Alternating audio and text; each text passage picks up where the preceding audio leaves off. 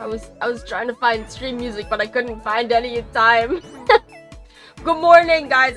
I just woke up about 20 minutes ago. I just woke up.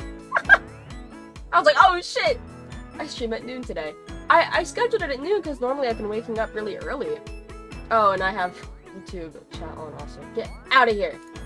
Because the YouTube, I don't know, that's a Streamlabs thing, and Streamlabs is weird. Did I take my meds? No, because I just woke up.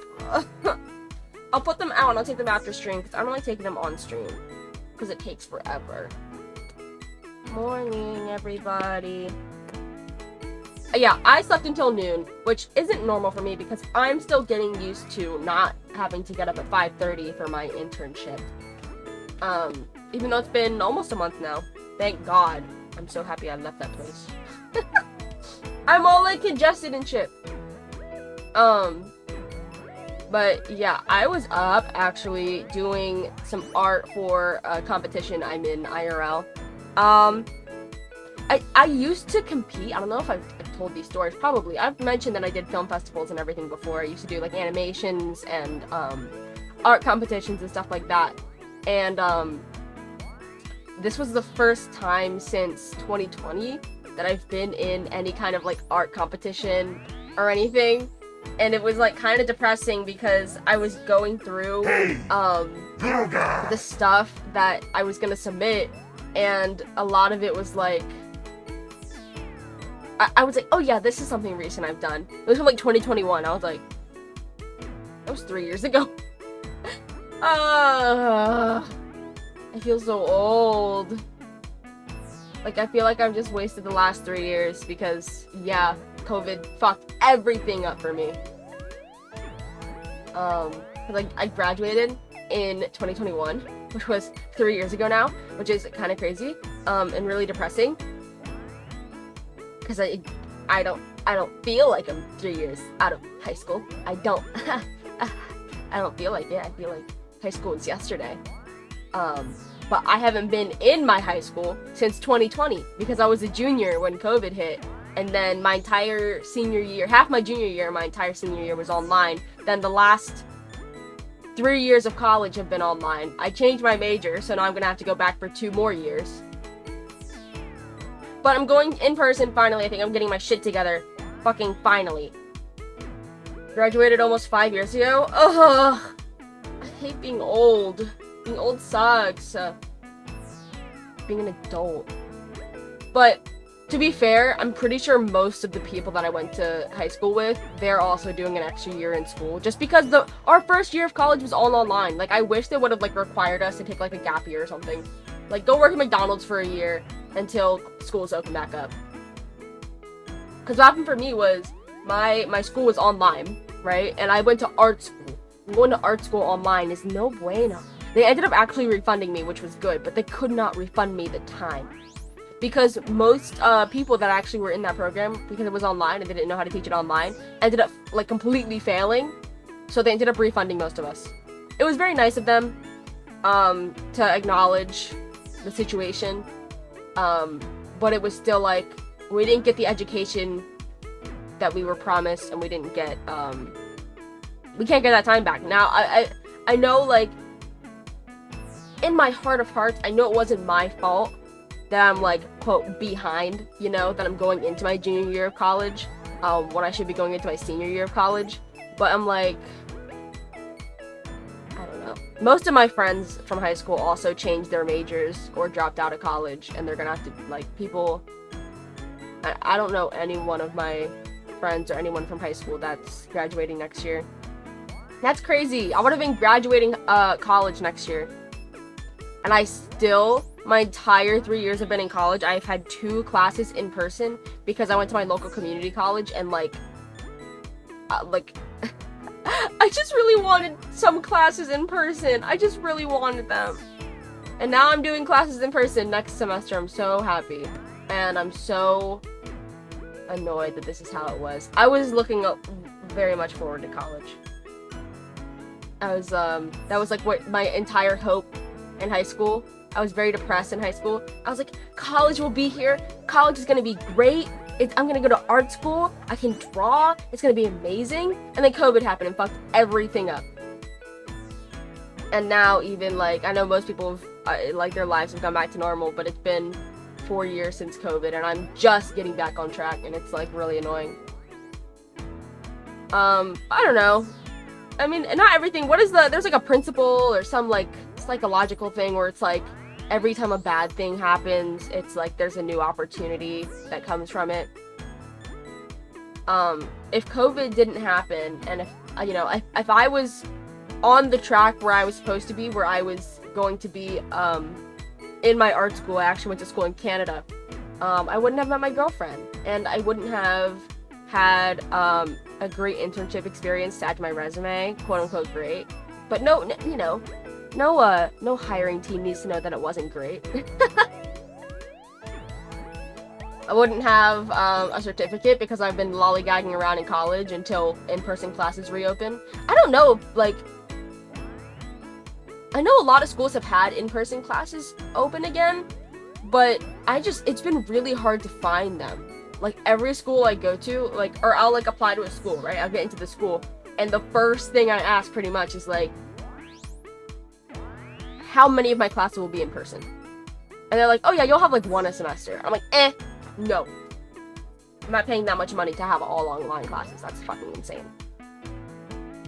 Because if they can pay professors from across the US, then they will. It's just really annoying. But I'd like to work from home too. So I worked from home during my internship, which was crazy. I felt really weird being like a 20-year-old working from home. It felt really weird. It felt so weird. Because it'd be like, work from home. So everyone in my, I don't know if I've told the, like, some funny internship stories, right? I was the youngest person in my building, and I worked on the top floor. I went in, like, once or twice a week, and then I did work from home, like, once or twice a week. And, I did web design and stuff like that. And, it wasn't, well, I was supposed to do web design. What they hired me on for was web design, but then they ended up having me do completely different shit because, you know, that's how internships are. And it was really annoying, and I really hated it. But every time I was there, I would get things done way faster than everybody else because they were all, like, fucking 40, 50, 60 years old, and they didn't know how to work, like, Excel. And they were like, oh my god, like, the first, like, a few weeks I was there, they were like, oh wow, Alex, you work so fast. That's crazy. How'd you get that done so fast? We thought this was gonna take you a week. It took you, like, less than a day. I was like, did I do it right? No, it just turns out everybody else is slow as fuck. And then I had the revelation, I'm being paid hourly. Why am I working to my fullest capacity? So I started, like, half working. It's a government job, right? It's not like it's taking the money out of, you know, some poor corporation's pockets. I mean, it was fine. I still got, like, even when I made it sure that it took, like, way longer than it was supposed to, so I got that sweet, sweet hourly pay, they were still like, wow, Alex, you did this so fast. This is great. And everyone was sad when I left. I was like, they were like, well, we might hire you on full time. I was like, no, I'm not done. I'm 20. You're 20? I'm 20. I'm not, the thought of, like, staying in the office over the summer, that was horrifying. That was terrifying. That was atrocious. Not happening. Like, I kind of felt bad because they definitely needed someone like me in the office to, like, actually get shit done. But, I don't know. I would, like, have, like, I'd be sitting in the office and I'd be, like, thinking, like, if I take the full-time position, I'm going to be in here from 9 to 5, 5 days a week. I will never have time to go get my bachelor's. I will never have time to be a child.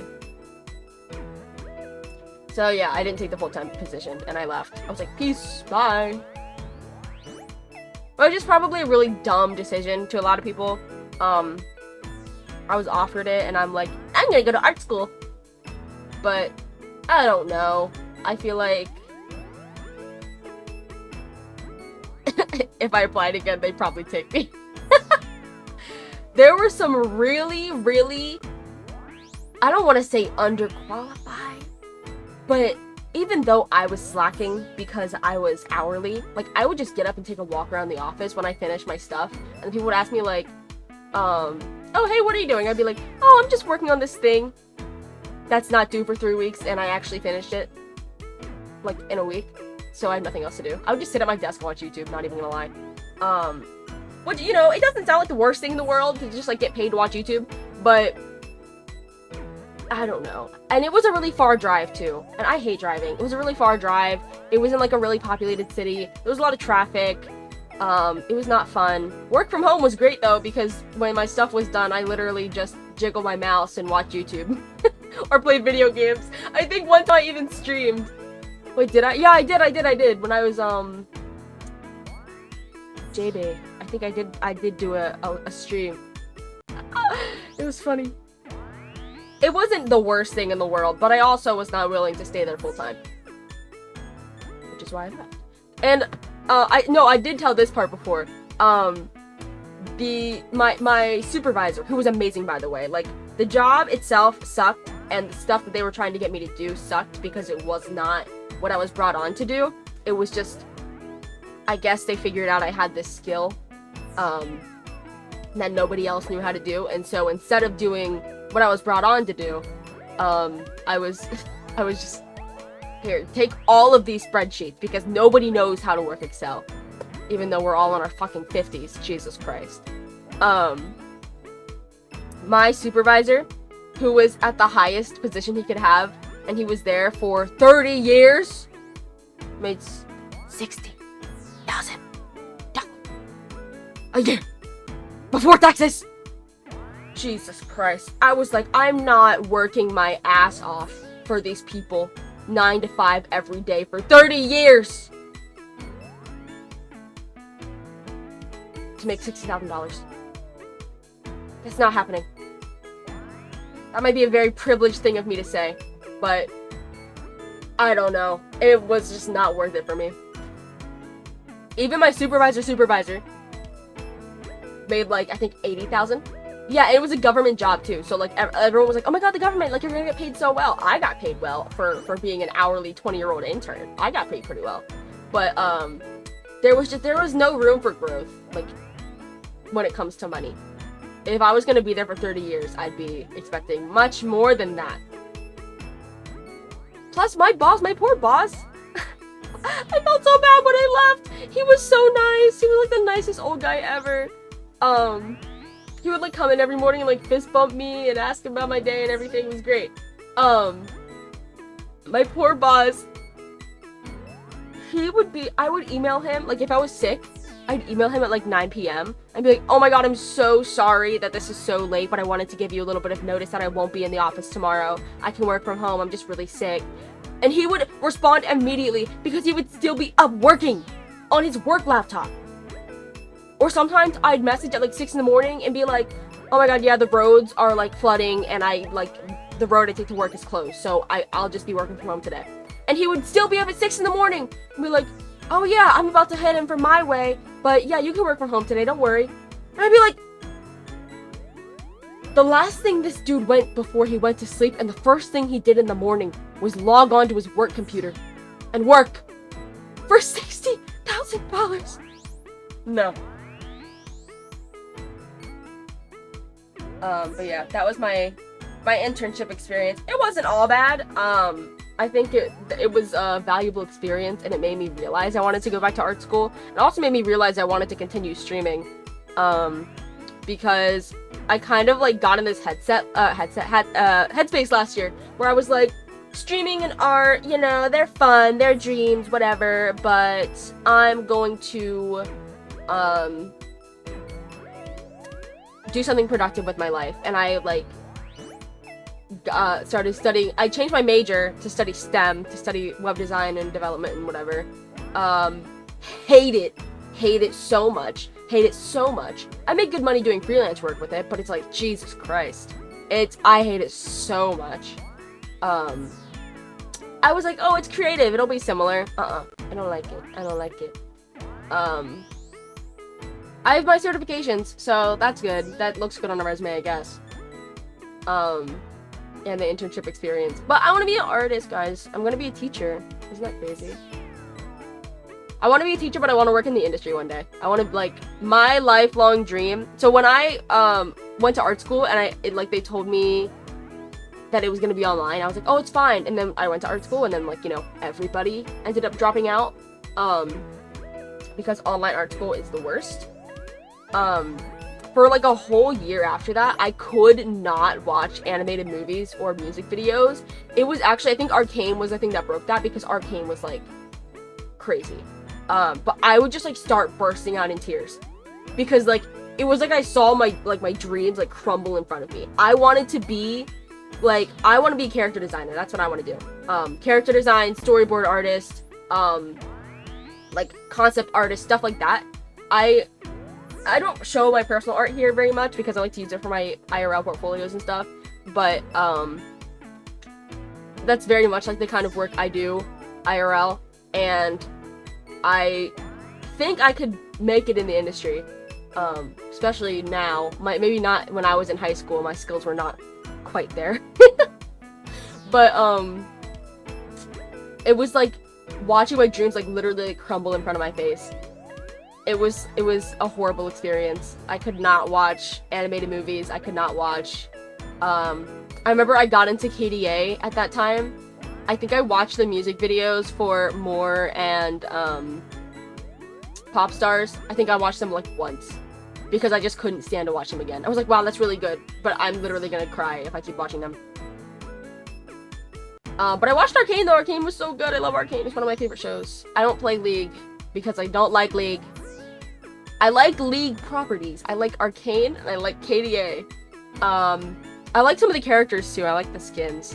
But I'm not a League gal, which is weird because I love Valorant. I feel like, I mean, it's not similar at all. Like, they're completely different universes. But Riot kind of operates in a similar way, you know? I've tried to play League. I played Wild Rift for a while. And the weird thing about it is, the main thing that turns me off about League is how long the games are. But Valorant games are like 45 minutes. I played Valorant games that went on for like 57 minutes. In like competitive, when you go into overtime, I think my maximum overtime was like 15-17 because nobody wanted to draw. Like when you get to that point, it's like, it gives you an option. It's like, there's a draw vote. Like, if one person on either team votes to end the match in a draw, it'll end in a draw. But nobody wanted to give it up. And we won that match, and it was the most satisfying match of my life. But yeah, I've played Valorant games that go on for like an hour. I've spent all day like shiny hunting in Pokemon, or grinding for Herba Mystica on Pokemon, which is a fucking horrific experience. Awful experience. I decided to spend like a week grinding for it, and it's lasted me up until today, and like I still think I have quite a bit of Herba Mystica. I love shiny hunting. I have so many shinies.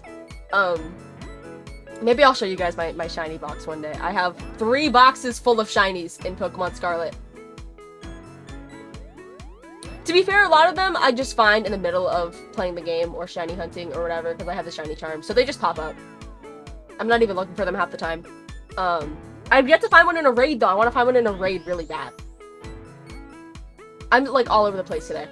Hi, Aaron. Hi, everybody. What's your favorite one? I mean, like, favorite Pokemon game or, like, favorite shiny? A lot of my shinies I've actually used on my mainline team. Like, I had a lot of fun with Scarlet. I know a lot of people are saying, like, Scarlet and Violet are, like, the worst Pokemon games. But I think especially with the DLC, they were so fun. Especially, I didn't have that much fun in Sword and Shield, except for the gym battles. I thought the gym battles were super fun. But the wild area wasn't that fun. I mean, I liked Legends Arceus, though. Legends Arceus was really fun. And I say Arceus because, like, Arc. But I know some people say, like, Arceus or Arceus. I don't give a fuck. I say Rayquaza wrong. So, or no, I say Rayquaza. If I'm not thinking about it, I say Rayquaza. That's how I grew up saying it. I was like, it's Quasar because of Quasar. I don't give a fuck. It's a dragon. It's just it's a little green noodle. Little green noodle. I I had some pretty insane shiny luck though in Scarlet and Violet. I played Scarlet because I like red and I like Koraidon. Koraidon's my little boy. I was playing on stream one time and somebody told me to name him Wheels. And so as soon as I could name him, I named him Wheels. So my Koraidon Wheels. I actually have videos. So I was shiny hunting Swablu, and I think I had like a flying power thing, and then it turned to nighttime. And I was like, oh, well, you know, that sucks, because now Drifloon are spawning. So then I was still looking for Swablu, because I didn't really care about, like, Drifloon or whatever. I turn around to, like, go picnic reset for the Swablu. Right next to each other are two yellow, shiny Drifloon right next to each other. They spawned at the exact same time. And I got it on video. I was like, what the fuck? It was crazy. I've had a couple experiences like that where I find a shiny and I turn around and there's another one right behind me. But the thing is, like, I can grind in Pokemon, but I don't think I have that many hours. I think I have about like 200 something. I don't play that much. I actually still have not finished everything there is to do in that game. Just because I like the open world aspect of it, like there's so many other things for me to do. I like shiny hunting. I still haven't finished the DLC Pokedexes. I don't have all the legendaries that they introduced in. I finished the main stories, but the thing is, I still haven't done the battle like gauntlet, the post game thing in like the base game in Paldea. I still haven't done that. But probably my favorite shiny that I've ever gotten.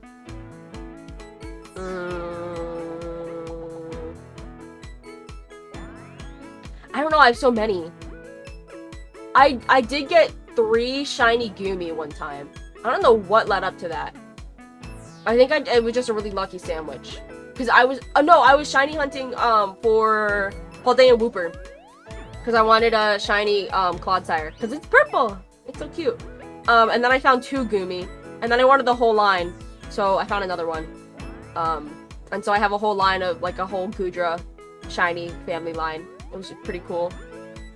I think I named, like, 2 of them Gumball. Because I just like the name Gumball for Goomy. And I really like yellow and purple together. It's so cool. That one's pretty cool.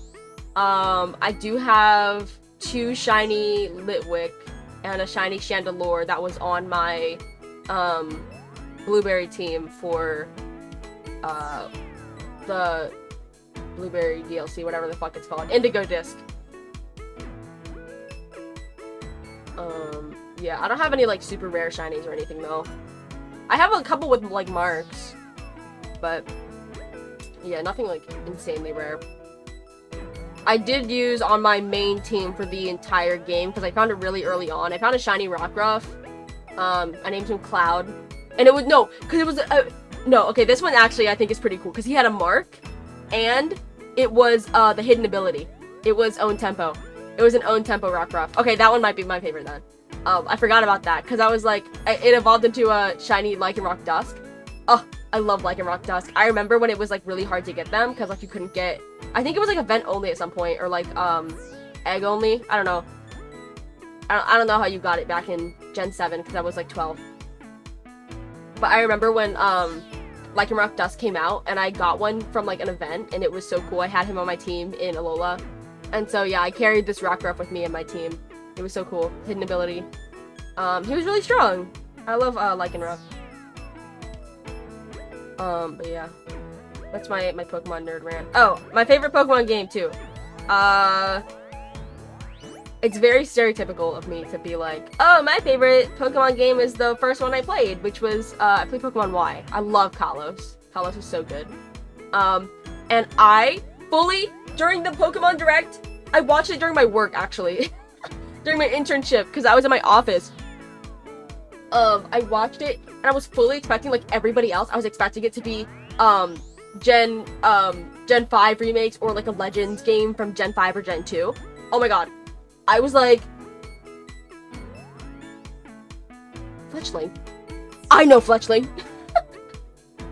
Pokemon's Legends DA. Dude, I flipped out, and I couldn't. I was flipping out internally, but I was at my job. I was in my business casual, you know. I couldn't be like, oh my god, listen, Shannon, they're releasing a new Pokemon game, and it's based on the one that I grew up with. I couldn't do that. I remember I was the same way in high school. I was in class when I was watching the, Pokemon Direct. We were, like, doing, like, study time or whatever, and the Pokemon Direct was on, and, they announced, Sword and Shield, and I, like, instantly fell in love with Sobble, and I was like, oh my god, that's, like, the best starter design ever! I didn't use Sobble, because I fucking hate, Inteleon. I think it's ugly. I went with Rillaboom. I think all the choices were kind of mid. Cinderace is growing on me, though. Yeah, I'd say the game that I had the most fun with, probably Scarlet. Obviously, I still play Scarlet, even though I have so many hours on it. I think Scarlet's super fun. I think it's a glitchy mess, and I don't know, I just tend to like games that are glitchy messes.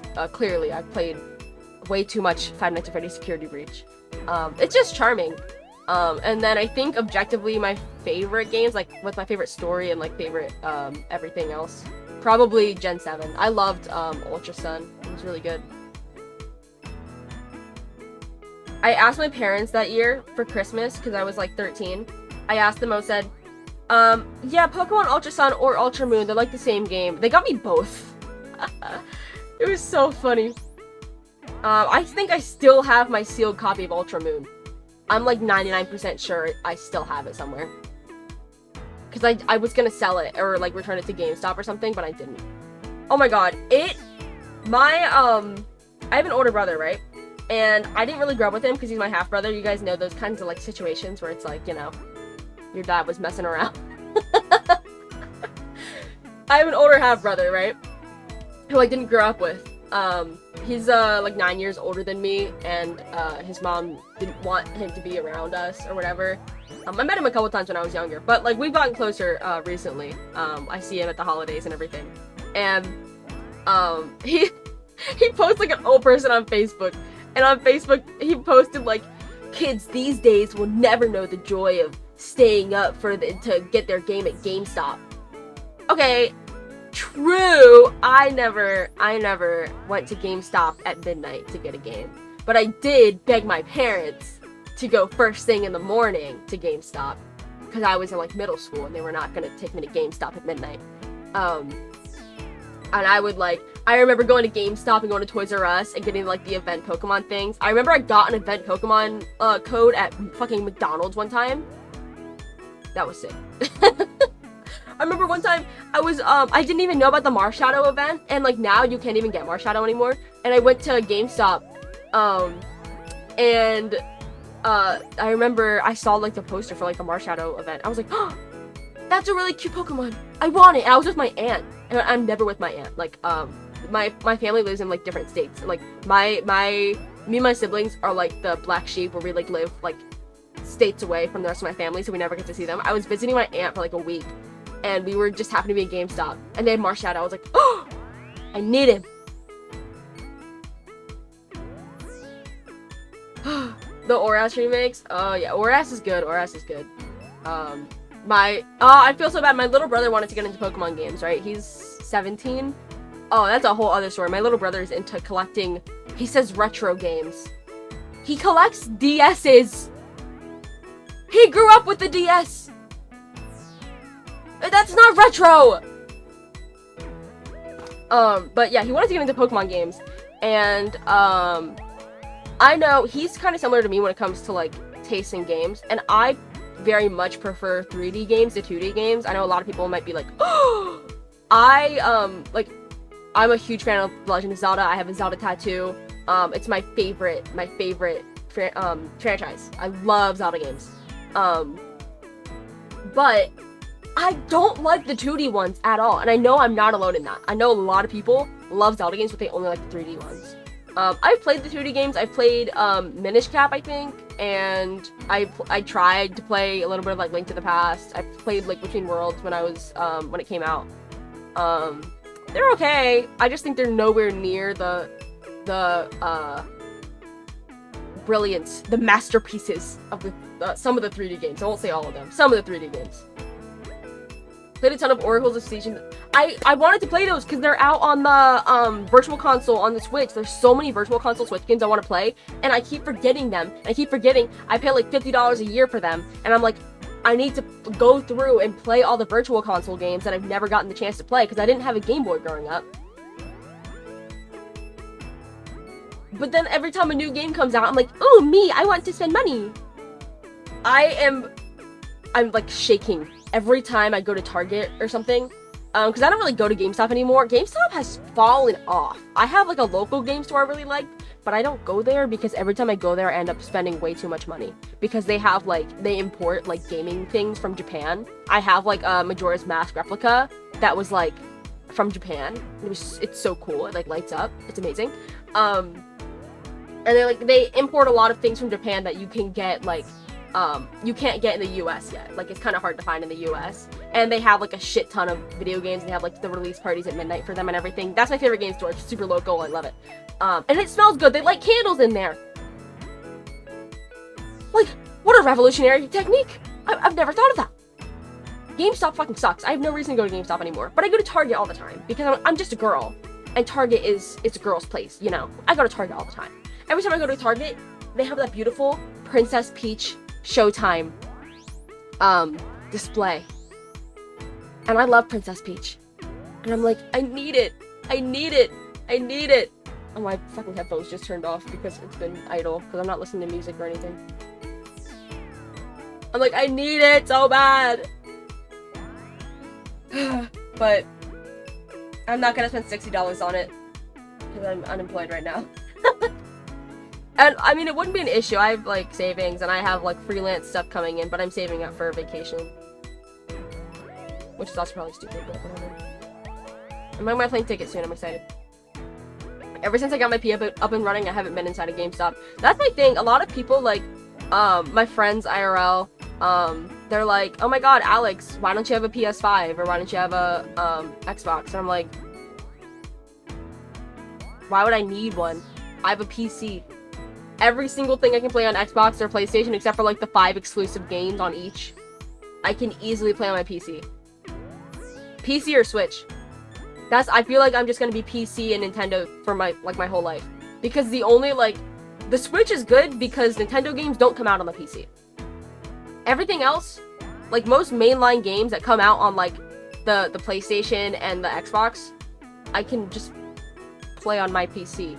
And it's better and it has better internet connection and, you know, you can still connect a controller. Like, I don't like playing with controllers, hot take. I really hate playing with controllers. Like, when I go over to my friends' places, right, they want to play, like, Fortnite on the Xbox. And I cannot aim with a controller. Will not. Especially not with motion controls. Gross. I know some people hate motion controls. I love motion controls. I play Splatoon. I grew up with Splatoon. Rest in peace, Splatoon 1. I didn't get to play it before it ended. I did play it, like, a year ago, though. Splatoon 1 on my Wii U. I grew up with it. I got it, like, the year it came out, and I was, like, 12 years old. Like, perfect, peak audience for that. Love Splatoon 1. I think Splatoon 2 and Splatoon 3 kind of fell off. Not gonna lie. But I don't like playing with controllers, especially with, like, the joystick. Like, Splatoon, you kind of, I think motion controls are better in Splatoon because you can make, like, quick flicks without, like, breaking your fucking thumbs. But yeah, if I had to play Valorant with a controller, I think I would kill myself. Yeah, plus a PC, if you're gonna buy a PS5, isn't a PS5 like 500, 600 bucks? You can get a pretty decent, like, starter gaming PC for around that price. And then it's not just a gaming thing that sits there when you can't play games. Like, you can also use it for work. You can also use it for editing, stuff like that. My PC, I got it on sale on Black Friday for, I think it was just under $1,000. I think it was worth like $1,500 if you like put all the parts together. It's very outdated now. I think one time I was like talking about my specs on stream and someone was like, oh, that's so outdated. Okay. I got my PC in the end because it was Black Friday. the end of 2021, I think. Yeah, 'cause I started streaming in 2022. I mean, it's not the best, but it's not a piece of junk either. Like, my PC pretty consistently works just fine. I get like 300 frames per second on Valorant with high settings.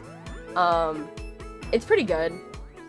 It gets the job done, right? And there's people that are like, oh my god, you don't have a NVIDIA 20 billion suck my dick graphics card? And I'm like, why do I need that? Why do I need that for playing fucking Valorant and Overwatch and Sims? Why do I need it? I don't care. As long as the game's running above like 120, it's cool. It's fine. It's great. My Switch, I'm a Switch gamer, guys. I'm used to 30, okay? My PC flatters me with anything over 100. And the fact, all I wanted was a PC that could stream and play games at the same time, and this PC can. I think, I had it written down somewhere. I have like a, oh wow. What is my PC? Hold on, I'm gonna find it.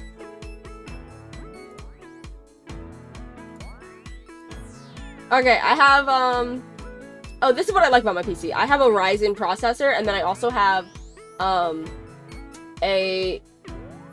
there's a monitor that I have, and it actually, like, this is what it markets itself as. I don't know if it's true. I have a Ryzen processor, and then I have, like, a Ryzen, it's not a Ryzen brand, but it like, works with, like, FreeSync. I think that's the processor thing.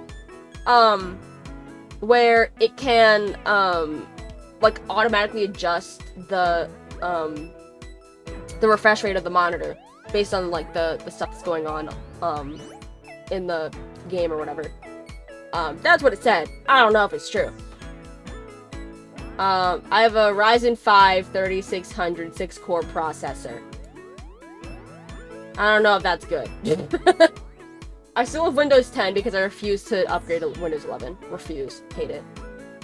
What the fuck is my... It's a Prevail, obviously.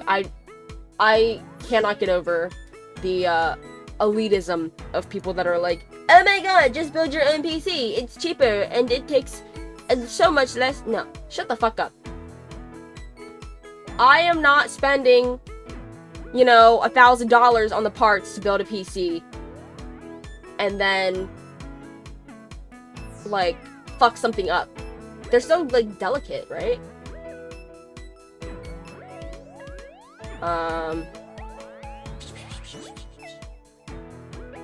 I don't know what my graphics card is. I can't find it. Is there somewhere you can see it? Hold on.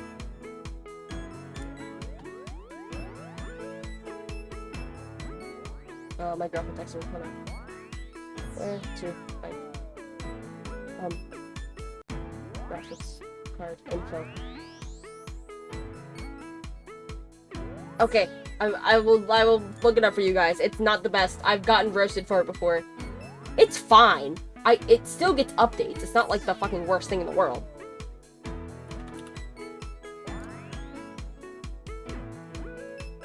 Blah blah blah blah blah. I have a... Where is it? What is it supposed to say?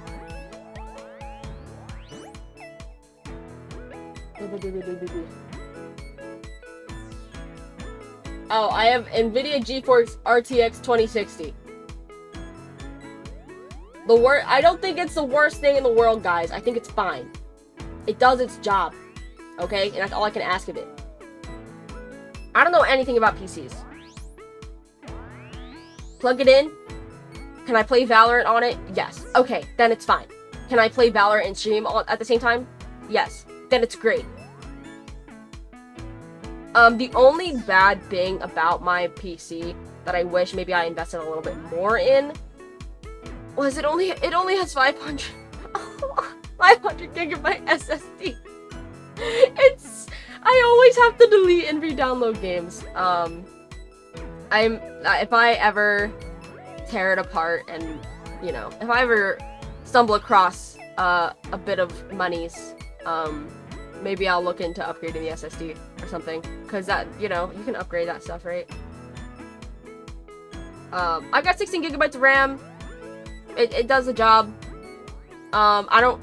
It works pretty okay for video editing and stuff too, but I got a MacBook now, and guys, I might not be, I know some things about computers, but I'm not like, you know, I knew some people in high school that were like computer like experts. Like, I know enough about like the best brands, and like, you know, don't get a fucking Intel Core i3 laptop, you know, that like my family is always like, Alex, I want a new computer, can you find me one that's really good under, you know, $600? I'm like, I got you, I'm good at that. And so I got, again on Black Friday, I got a MacBook, okay? And it's just the like base bare bones ass MacBook. It's like the least expensive MacBook you can get. I got it on sale for $800. I think I've seen it for $600 recently. The base MacBook Air with the M1 processor is the best fucking device I've ever used in my entire life. I'm not even joking. I'm not even sucking Apple's dick. I love my MacBook. It is my child. If I could go without any device, if I had to be on a desert island, it's like, what do you need to survive? My MacBook. I don't care if I starve to death. I need my MacBook. I don't care about my phone. I don't care about my iPad. My MacBook can do all of that shit. I love my MacBook so much. It never, ever, ever, ever, ever lags. Ever. And I can have Premiere open. If I'm doing like projects for school, I can have Premiere, I can have Dreamweaver, I can have Audition, I can have XD, as gross as XD is. I fucking hate Adobe XD. I've had professors that are like, oh my god, XD fucking sucks, but we're still gonna learn how to use it. Why? Why are we using XD? Anyways, can run like a million Adobe things at the same time, can be streaming movies at the same time, I have multiple displays hooked up to it when I do art. I'm like, it never lags. It never lags. The M1 processor is insane. And the great thing about it, it has no fans. My girlfriend has a MacBook too, one of the older generation ones. This one's from like 2020. It's like kind of old. But my girlfriend has one, and it's the same. It's like a MacBook Air, and it has fans. And hers like lags all the time, like doesn't work. Mine is perfect. It's perfect. There's no fans. It doesn't heat up at all. It's amazing. I cannot gush about this enough. Clearly, this is like the best laptop ever, and I will never use Mac when it comes to PCs. But I think between my PC and my MacBook, I'm like, I don't care that I've only spent, you know, what, like $1,800 between my PC and my MacBook. I don't care, okay? I'm not elitist like that. These are my babies. They do the job for me. Yeah. I mean, it also ties into what I've been saying lately, like, how I've been, like, really pissed off with people that are, like, elitists. They're like, oh my god, you have this brand or this... Like, I think, one time, I was, like, talking about, like, how my something went wrong with my MacBook, like, the screen, messed up, because I slept with it in my bed, and it closed, and I think it got squashed. Anyways, the internal LCD broke, and I was able to replace it for, like, $99. It was not bad. Since then, I've had no issues. But someone was like, oh, your first mistake was buying a MacBook. Dude, I had an HP laptop for years because HP is what my family uses. Now I know. Don't trust HP. I will never buy another HP device. Fuck HP, because the support sucks too. That laptop, it worked okay for like 2 years. The hinges started breaking off of the laptop and literally peeling the aluminum off of the keyboard, like the front part with the keyboard and like the speakers, and it started tearing the fucking screen off. The screen was coming off of the thing. You could see the fucking lights beneath it. And this was like a 2019, 2018, like, really good laptop. It was like an HP Envy something or other. had like 16 gigabytes of RAM, had like a Core i7 processor. It was like a really, I think it was like the one that came out that year that I bought it. It was like a really good laptop. Not like, you know, the best laptop that money can buy. And it had a 4K screen, which was also a mistake because the battery died in like fucking 2 seconds if I didn't have it connected to a charger. You don't need a 4K screen, guys. I was in high school and I was like, I want a 4K screen. Yeah, I'll never trust HP again. Oh, also the battery fucking shut out at some point. Probably because I always had to have it connected or it would die. Even like the first like few months I had it. But then at some point the battery just completely stopped working. And yeah. So now I'm a Ryzen gal and I'm an Apple processor gal. I've actually heard the M1 is better than the M2. I haven't used the M2, so I would know, but I love my M1 processor. It's amazing. I like that I can use my laptop for hours and it doesn't even get warm. It's amazing. It's crazy. There's no thermal throttling. Is that what it's called? My old laptop used to do that all the time. It would get so hot.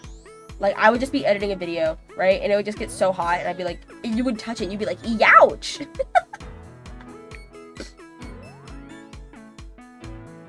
Never liked Intel. I've only had problems with them. Yeah, but, like, I feel like that's the standard, is, like, Intel. Like, I feel like every, like, laptop that my school gave me, and that my work gave me, and everything, they're all Intel, and it's like, I'll stick to my MacBook, thank you. But the school I'm transferring to, in a couple months, which I'm super excited for, like, they're, it's like a really, really small, close-knit school. It's an art school, and it's like, I'm really excited for it.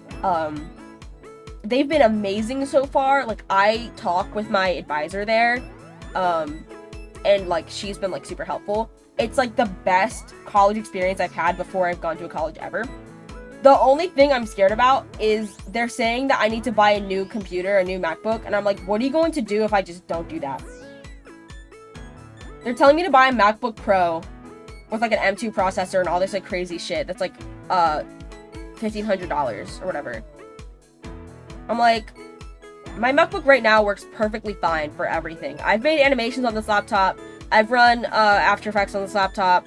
I've, you know, I've done artwork on this laptop, and had like 200 layers in Clip Studio Paint on a 4000 by 4000 300 dpi canvas. So I think my MacBook that was $800 will do okay.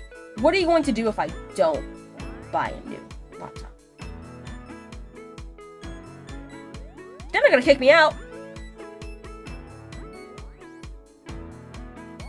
Yeah, exactly. They got MacBook Pro money? No. They want me to buy it. And I'm like, I'm not doing that. I got a really good scholarship to this school, too.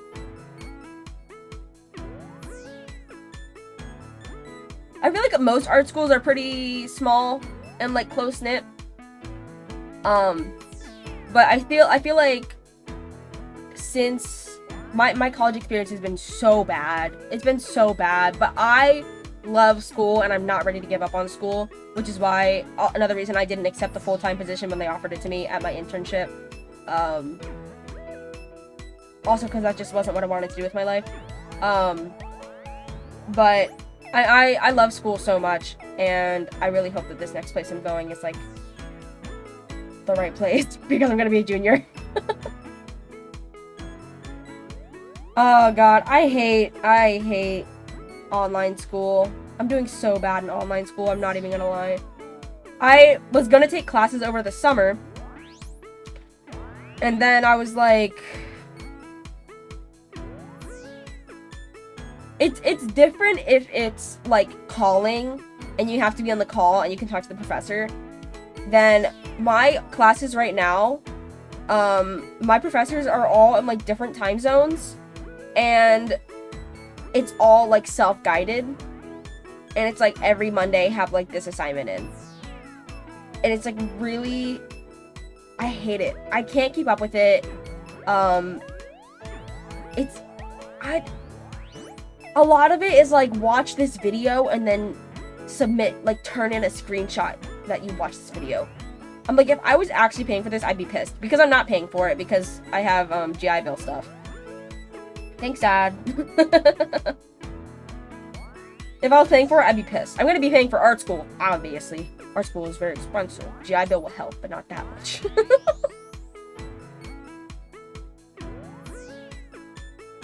But yeah, no, I definitely realized, like,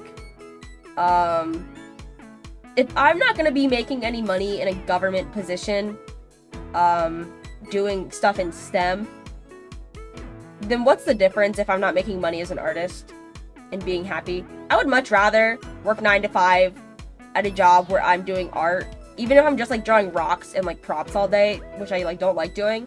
I would rather be doing that than working on a spreadsheet from 9 to 5, you know? If I have to take a little tiny bit of a pay cut, that's fine. Whatever.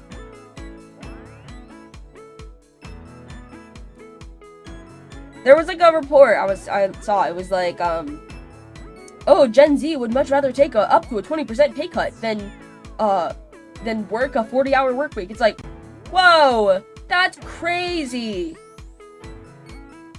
Gen Z would rather not waste their entire life in an office? That's insane. I would take it. I don't know why people are so shocked.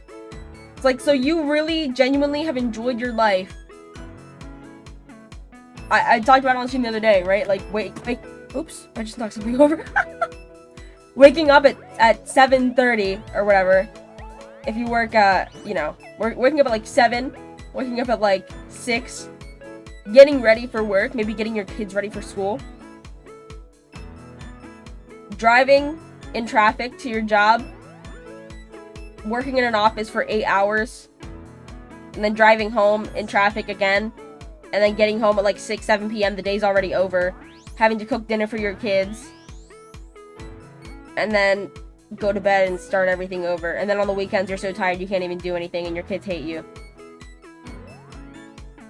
Like, this is the life y'all want to live? Are we for real? I'd actually literally rather die than that.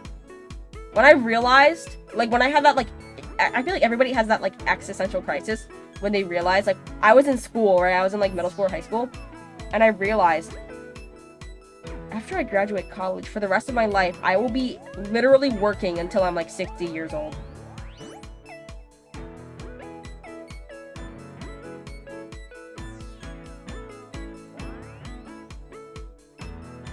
I had that thing, and I almost went to the mental hospital, I'm not even gonna lie.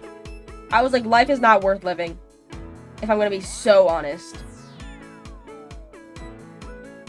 Yeah, it isn't just Gen Z, my generation hates this as well. Yeah, I think Gen Z, millennials, even like some like earlier Gen X are definitely like changing the script a little bit, because a lot of jobs are now offering, a lot of jobs are now offering like the 37.5-hour work week, which is, spoiler alert, that's still close enough to 40 that it's too much. Maybe people are just gonna see me as lazy, or be like, oh my god, Alex just doesn't like working. I don't mind working, and because I can get a lot of work done in a short amount of time. I like project-based work, right? So I did commissions all throughout high school, and I do commissions now and everything. And so I can charge whatever I want, you know? If I charge, like, if I say, okay, a full body illustration is worth $50 to me. That's me getting paid $50 an hour because I can do a full colored, full body illustration in like an hour or two, you know? That's more than I've ever made hourly. I can work really fast. So why do I need to sit in an office? Like, even in my internship, I was saying, like, I did the projects way faster than they were due. And then I was just sitting there, and I was thinking, like, I would literally like stare out the window like I was in a movie. Like, I'm 20 years old. I'm in my youth. I'm in my prime. I shouldn't be in an office. I should be out there. I should be out there, like, being a crazy teenager, even though I'm not a teenager. You know what I'm saying? Be gone. Be go! Be go, E! My work wants me to work more than 40, hence why I'm leaving and working somewhere closer to home. Good job! Good for you. I hate the mentality, right? I just hate it. Like, we were not built to sit at a desk all day and stare at a screen all day and have the posture of shrimps or cashew nuts. It's just not worth it. And it's like, oh, well, if you grind now, you can retire by 60. If you're sitting at your desk all day and hunched over like a cashew nut and staring at a screen and stressed because of all these things that are due, spoiler alert, you might not make it to 60. And your knees definitely won't make it to 60. Like, it's like, oh yeah, when you turn 60, you can go travel the world.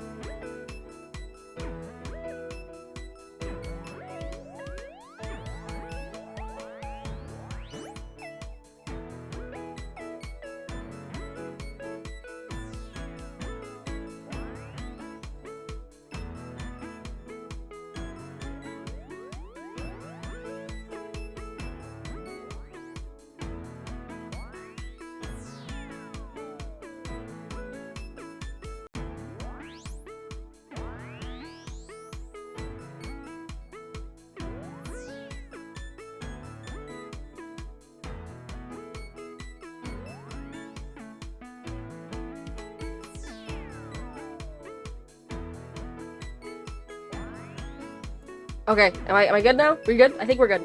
Yeah, it looks much better. A group of frogs got an army, a colony, or not? Hell yeah. Frog facts. Let's fucking go. But yeah, I'll be having like a full-on existential crisis in my office. Like, I was like, this is the fucking moment. Right? As soon as it was my supervisor, right? He was like the director. The director, he said, we might have to consider you for a full-time position. I was smiling. I was like, oh wow, that sounds great. Inside, I was screaming. Thank you for the gifted, Snowtaco. I appreciate it. I don't remember how long it's been since I've gotten a gifted sub. Yeah, I appreciate that. I just got my first paycheck from Twitch in a long time. Because I haven't been streaming. I want to get back. I want to get back into it so bad. I need to make some YouTube content too. And thank you for the other gifted, Snow Taco. I appreciate it.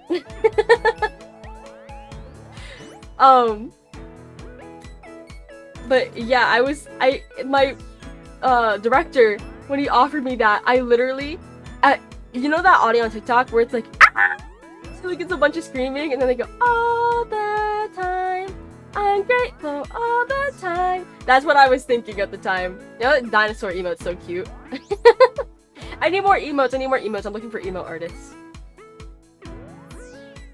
It was literally like my internal monologue was just screaming when he offered me that. Because I was counting down the days until the end of the internship. I was counting down the days. Don't even get me started on meetings. Oh my god. Meetings weren't terrible when it had anything, when it was actually relevant to what we were doing. The worst part about meetings was when people were like, yeah, so then my cat got sick and I had to take him to the vet, so I actually couldn't do the thing when you asked me to, and the governor's office was knocking on my door saying that I had to do this thing, but I was with Mr. Mittens at the vet. Shannon, just say you didn't do it on time. Shut the fuck up. I literally... And the best thing, my boss was like the same way as me. We'd be in the meetings, like my first week I was there, I would just be like behind him in his office, like with a notebook, right? And I remember during one meeting, he literally he like scooted his chair back and started like banging his head on the desk. I was like, it was great. My supervisor was amazing, which is why I felt bad about leaving, but also I knew that he would be a reference for me. So, playing the game, you know, playing the game, as my father says. You guys ever you hear people like that? It's like, you need to play the game. This world is just like a game. Okay, well, my favorite games involve running around and catching Pokemon. So can I actually go outside for once in my life instead of sitting at a desk and wasting my youth away? What jobs can you do that's outside? Like construction? I'm not a construction worker. I'm 5'2". The meetings I'm forced to go to is our visionary preaching to us about how much he has changed while somehow still being the same. Oh, Lord. No, literally, when they're like, oh, guys, our budget got increased. And then it's like, great, can we have better computers? No. Guys, let's have a pizza party and everyone gets half a slice of pizza. Fucking crazy. No, no shade to religious people or like, pastors. The director at my office in his, personal life was a pastor. And if you grew up in the church, you know how pastors are, and you know that pastors are big yappers. And a lot of times, at least this guy, he said a lot of words for what little he was trying to say. He would say, team, I am so grateful for each and every one of you. And he'd go through each and every single one of us and say like, you bring so much to this team.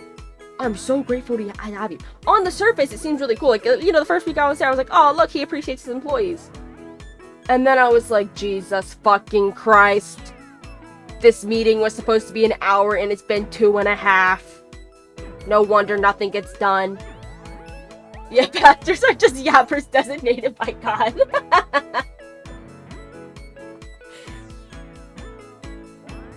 It's so true though. He literally would just start talking and yapping. At least he knew my name. Yeah, our team was pretty small, so he knew my name. The director was really cool. He would like come in.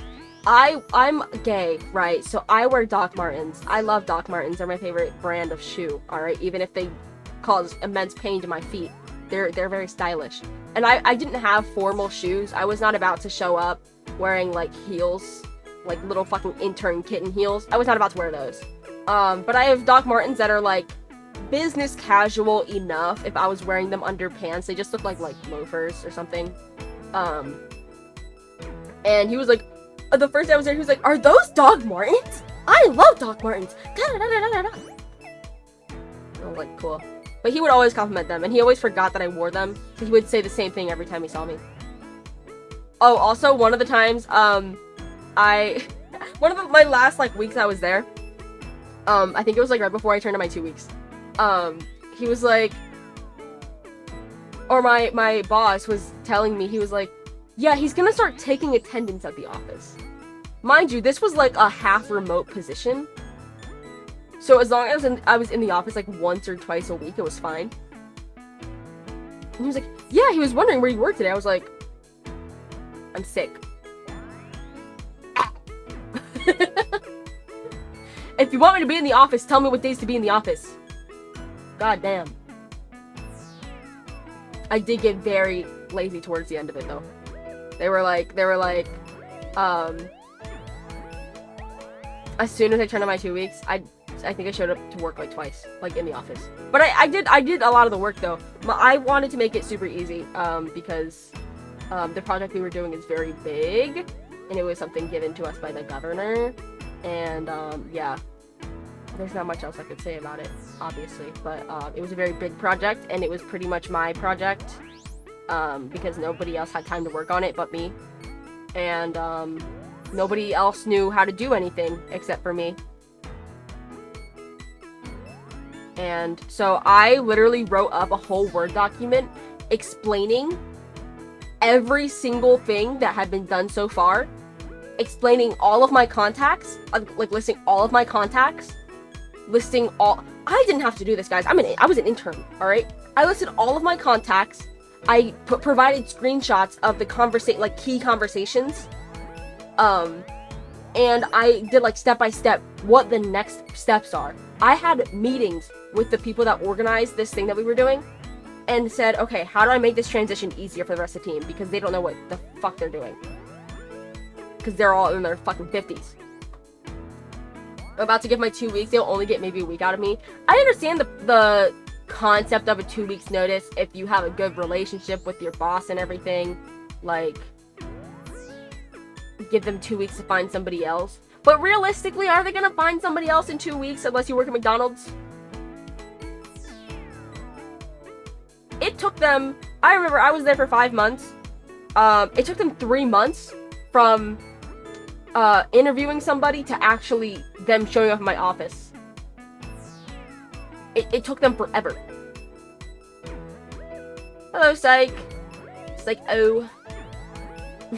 What up, Psycho? Fucking Psycho. Professional yapper. I've been into yapping streams lately. I don't know, I think, oh, there's a new exciting thing, Streamlabs. Streamlabs has like a TikTok integration now, and I've been able to stream on TikTok since I had 1,000 followers, and I'm at like 9,000 something.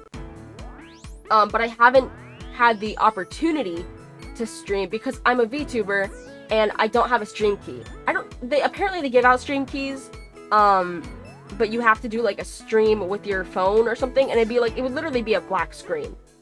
But I haven't had a ton of time to, stream with a black screen on my iPhone to get a stream key for TikTok. Apparently Streamlabs is doing something where, you can stream from your PC now to TikTok, which I am very interested in doing, and I think that my yapping streams will do well on TikTok. I feel like Twitch, it's so hard to stand out, especially because I don't, do I bring much new to the table except for just yapping about random shit? But TikTok, I think I can definitely do well on TikTok. I love watching TikTok live streams. Like, I love watching vertical content. I like watching horizontal content too, like YouTube videos and everything. But I am an iPad baby, guys. I am Gen Z. I do love watching my vertical content. I do love my TikTok, my Instagram Reels. Even sometimes, occasionally, some YouTube shorts, because some of my favorite YouTubers make pretty good shorts. I'm still learning OBS, admittedly. I don't know how. For me, it was really easy to learn.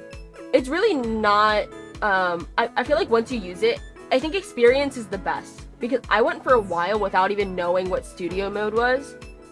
It was also easier because when I was in high school, I was a news director. So we would have like the school news broadcast, which actually, it sounds really lame, but our school news, like, I went to a national competition across the US for it. I didn't win anything, but a couple people I worked with at my school did. But we did it like a national competition. Our newscast is really cool at my high school. But I was kind of familiar with live streaming software already. We had like one of those really cool switchboards. Is that what it was called? I don't know. But it had like different buttons for the different scenes, and you could like fade things in and out manually with like a little lever. It's really expensive, but my school got like a lot of grants for that stuff. I always think about how cool it would be to have one of those for streams. I have a Stream Deck, which I use occasionally. But sometimes it's just easier to just click on things. my streams aren't that complex. Whereas before we were having to cut to different videos. But my school's broadcast was so cool because there was like a broadcasting class, like a journalism class, and you had to. I think a lot of people took it like 3 times because it would count for a different credit each time. But I only took it once, and there was like the students would actually go out and make their own like news stories about the school. Like they would stay after school and record the sports games and interview the coaches and stuff like that. It was really cool. I was the director, so I just told them what to make, and I would actually run the actual live stream that would be streaming every day. And so there would be I had like 3 or 4 monitors, right? And I'd have one like the video queued up on one, and I'd like transition it, and I'd talk to the walkie-talkie and be like, okay, weather, you're up next. It was a very, I felt very professional in high school, okay? I did pretty good with that. I did that, and then later on, I actually got paid by my school to do sports broadcasting. I wouldn't give commentary or anything, but basically I just directed. I was the director, so more live stream stuff. I'd air advertisements, air like the halftime stuff, and then I would talk through a walkie-talkie to the camera people that were down on the field and tell them. A lot of it was me yelling at them, like, what the fuck? The ball's on the other side of the field. Why are you looking over here? And I did like cut between the different cameras and stuff.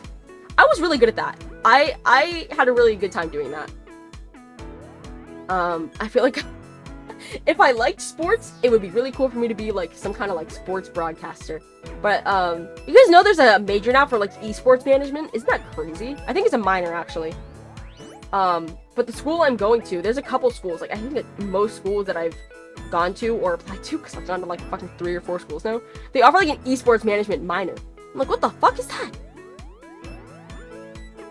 Imagine applying to like a real professional job other than in esports, and it's like, oh, did you minor in anything in college?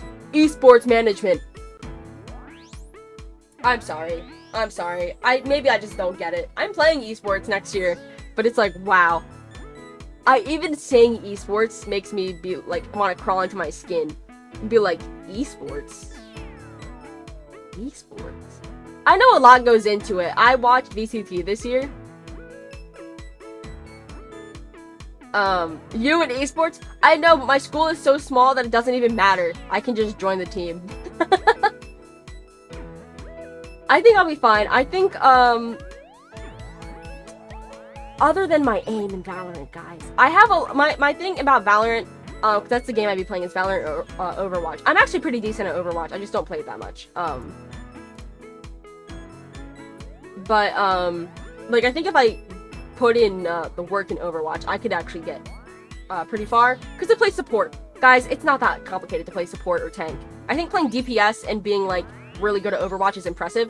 But when I play like Sigma, and I play Moira, and I play Mercy. Those are like my 3 characters and that I stick with consistently. And I do pretty well in ranked. Alex for team captain. All I want is that jersey so that I can take some pretty Instagram pictures. I'm not even lying. I'm not even joking. Also, I think you can get scholarships for esports. And win like competition money. I think the concept of esports is so funny. Because it's so embarrassing. It's like, I think tryouts are at the beginning of next semester, so I do want to like train a little bit for them, but it's like, I don't want to look at it like that. I don't want to look at it like because it's not the same as, I never played sports in high school because I fucking suck at sports. I'm not a sports person. I'm competitive, but I'm not a sports person. My little siblings were all in like hella sports. Like my little sister, she's actually going to school completely for free because she played 3 fucking sports and she was like amazing at all of them. That emo is that no, it's not Monica. That like cat girl emo is crazy on my new chat overlay. Because I like that they make them so big. This chat box is so cool, by the way. Isn't it so cool? It's like you guys are texting me. Every time Alex gets into a Valorant match, the sun just shines in the eyes. That's called Valorant. That's called being flashed. I think, because I'm not that great at Valorant. I don't have amazing aim because I haven't played that much. There was a time where I had, like, pretty decent aim, but I have good game sense because I've been playing since beta. Like, I am pretty good at predicting what the other team is going to do if I can focus. And I think, esports is something that women, genuinely have a disadvantage in most of the time if they're not already with a team. Because for me, my struggle with Valorant is that I play solos. I solo queue most of the time. And I'm a woman, and there is a very real chance that, and it has happened many, many, many times before, too many times for me to count, that people throw the game because I won't give them my number.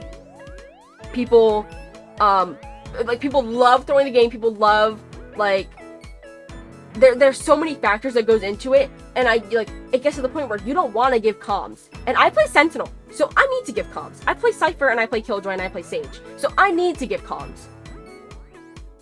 And it's just oh, well, you could just mute them. Okay, no, you can't, because Valorant is a very comm-reliant game. Okay, well, you can just deal with it. No, because people will throw the game anyways. So it's just, it's really difficult, you know? I know people get, bullied on Valorant regardless of their ages, but... Oh! Hold on! I just got a text from my advisor at my new school. Aww! See, they're so nice! They're so nice! They're checking in on my, my competition stuff. Guys, my school has a gallery because, you know, art schools, and they have galleries and everything, and they have, exhibitions. My goal is to get into an exhibition my first semester. Ah, I'm so excited! I have not done art in a long time, seriously. And, sometimes I feel like I've regressed, but last night I stayed up until, 3 or 4 in the morning, working on this, beautiful... I can't share it because it's, for my personal portfolio, but I'm so, it's, this beautiful... I'm so proud of it, because I've been learning, I've been putting a lot of time into learning more, Clip Studio Paint methods of, everything, and my biggest struggle when it comes to art is line art. I'm really bad with lines, and I don't know why it took so long. It took until, last year to, register. I don't need to use lines. So this past year, I've been, learning digital painting, and I'm actually, getting really good at it, and, I was just, I don't know, guys, I don't want to, gush off my own art and be like, oh my god, I'm so talented, but it's just really exciting after not being into art for so long, and, yeah, my hands refuse to do what my brain envisions. I feel like this is the first time in my life, the past, 6 months where I've been, teaching myself digital painting, where I'm able to have a clear vision of something in my head and then put it on the paper or the canvas, the digital canvas, and it actually turns out the way I want it to. It's the first time in my life where I can, because a lot of times I would draw and I would I like to take breaks when I do art, and I would draw and I would go on Twitter or something, and I would see somebody else's art and immediately be like, oh my god, my art sucks, and I would get so discouraged. Ugh.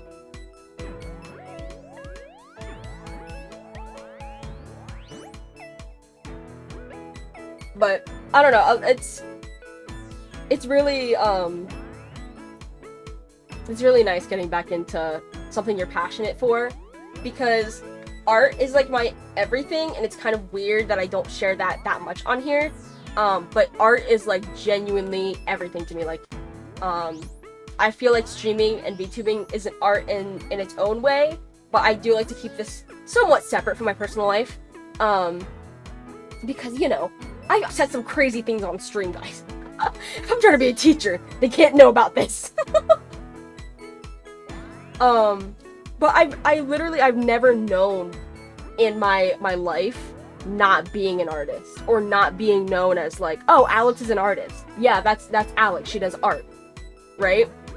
That's Alex. She wins art competitions. She has a film festival. She has exhibitions. That's never not been me. I've been doing what's it called? I've been drawing since, like, for literally as long as I can remember. My mom has paintings that I made when I was, like, 4 or 5 years old. They weren't the best paintings because I was 4 or 5 years old. I don't feel like I'm a prodigy, but I feel like I've always had a passion for it, and I put so much time and effort into it. I feel like I had, like, so much of a passion for it, that it is more of a skill than a talent, because it's just something I've always done. I wouldn't call it a talent. I actually don't. For some people, like, if you're, like, fucking, like, 5 years old and you're drawing Picasso, that's a talent, right? I feel like if you're naturally born with something, that's a talent. But when you spend, 15, 20 years of your life on something, that's a skill. I will always say that artists are skilled instead of talented,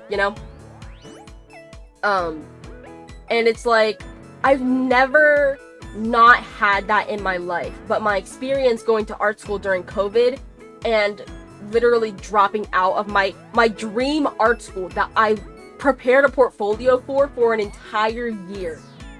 I went to a program specifically to get into this school. It was my dream school. I got in, everybody dropped out because of COVID. It was a horrible experience. And I didn't draw for like a year afterwards. And that was like the most like devastating thing in my life, and I like completely turned away from art. Coming back to art is like, I don't know. It's like reminding me why I like it in the first place. And I'm like, I can't live a life where I don't do art. It's just not possible. It's just not possible. I was so depressed for like all those years, and like nobody knew why. It's because I was focused on stuff that isn't art, I feel like some people just, have things like that where, my sister, she loves sports. She loves sports. I think even like after she graduates college, she's going to be doing like league sports. I feel like she's going to be a sports coach. I feel like everybody has like a passion in life where it's like you need to have that thing in your life or it just doesn't have purpose. And like for me, that's art. Like I need to be able to draw. But yeah, I finished my last portfolio piece for this competition I'm doing, and not to brag, my advisor, when she saw my art before I actually got into the school, she like highly advised me to do this competition. She was like, you could win some pretty good cash. But I was like, I want to show off. I want to make something like really good. And I think last night was the first digital painting I've actually been really happy with. Cause it's taken me like 4 or 5 pieces to actually like get everything down and for it to like become a technique for me. But yeah. Needless to say, you can tell I'm very excited about this new opportunity. So much so, I've pretty much all throughout college, I've been working like part-time while I've been going to school, which also, I have ADHD, so it's clearly not working out for me. I was a straight A student in high school. I'm not a straight A student in college, and a lot of it is just because I don't turn things in on time.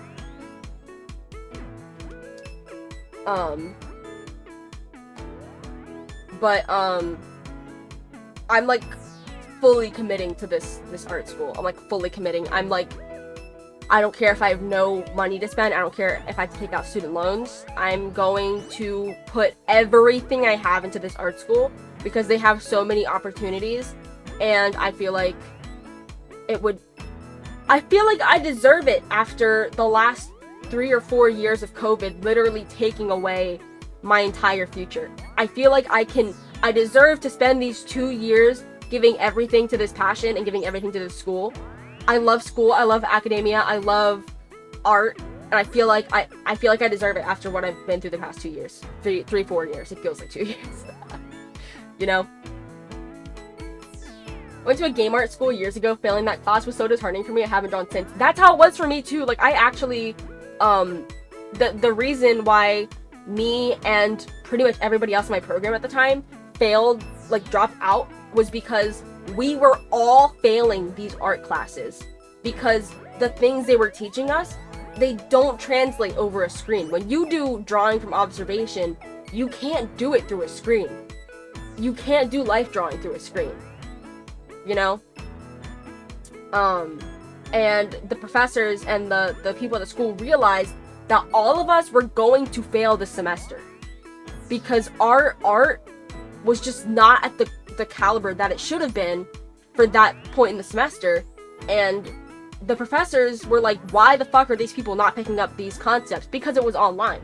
So the school actually made a really good decision and just dropped all of us from the semester and gave us what's it called?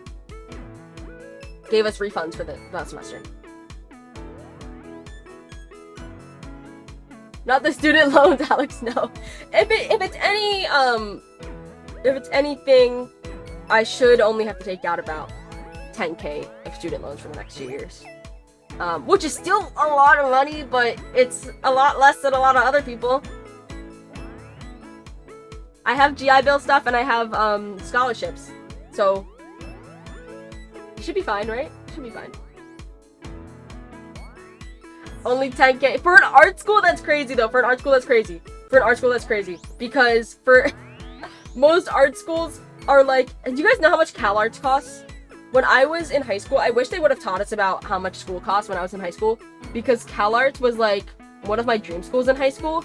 I didn't go because I didn't want to go to California. I didn't want to go all the way across the country in high school. Like, that sounded really scary.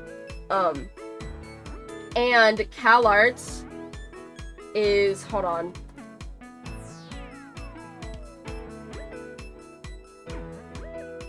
Before any financial aid is $78,000 a year. I would have been in $200,000 of debt before interest if I went to CalArts. Because my family doesn't qualify for financial aid for grants. RISD was also one that I was looking at because I wanted to do animation. RISD before aid is also $78,000 per year. Even after financial aid, that's $44,000 per year. That is insane. And nobody tells you that, like, when I was in high school, I thought financial aid was like the government gives you money to go to school. You can get like a Pell Grant, but the rest of the quote-unquote aid is still loans. I didn't know that in high school. Nobody fucking taught me that in high school. So, I'm kind of glad, you know, there's always silver lining to everything. So now that I'm older, I can see that I don't want to have $1 million worth of student loans. What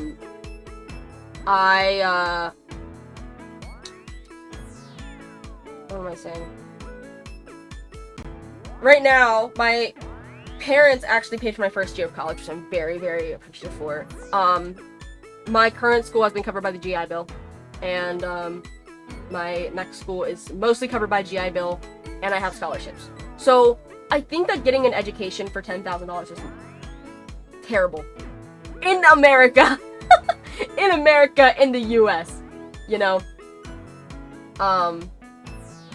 Plus my parents aren't in a rush to kick me out, so my plan is probably to try to find something close to home and work for a year and completely pay off my loans before I move out. I'm very, very, very grateful. I'm very blessed to have parents that are as supportive as mine are. And also, I'm planning on becoming a teacher. And across the US, there's a huge teacher shortage, and they're going to pay teachers back for their student loans. But I don't know if I'm going to stay being a teacher, because if I get, I'm going to keep applying for jobs, and if Disney wants to hire me, I am not staying a teacher. No siree. I want to work for Riot Games, I want to work for Disney, I want to work for Blizzard, I know they're all shitty fucking companies, and they treat their employees like ass. I don't care. That's my hot take. I know everyone's like, no, don't work for Riot Games, don't work for Disney, da-da-da-da-da. Just one project, man. I just want one project in my life. But I would also be happy to be a teacher. I'm getting my teacher certification. Teacher by day, sleep-deprived artist by all other hours of the day. Yeah, I also thought about, I think when I'm a teacher, I'm also going to go back to school for my master's so I can be a professor. Can you guys imagine that, Professor Alex? But I think that only occurred to me recently that, I love teaching people how to do things. I love doing, my little rants about streaming and how to be a VTuber. Like, I'm not the most successful streamer. Same thing with, like, maybe I'm not, like, the best artist in the world, but, like, you can still guide people to that. For me, like, it's, like, a really fulfilling thing when people are like, oh yeah, I saw your tutorials, and now I'm actually VTubing. It's like, I'm having my first stream tomorrow. It's like, I did that. I'm helping somebody. That's crazy. I exist in this world. Professor Alex model debut. Amanda Pulpa jobs. Yo, imagine me with a master's degree. Imagine me with a PhD. Dr. Alex. That'd be kind of crazy. That'd be kind of crazy. I actually have a weird suspicion that me and my siblings are all gonna fight to see who can get their doctorates first. But the thing is, it would be kind of useless for me to get my doctorates because I'm studying art. Even if I am a doctor, it's like, I have a fucking PhD in art.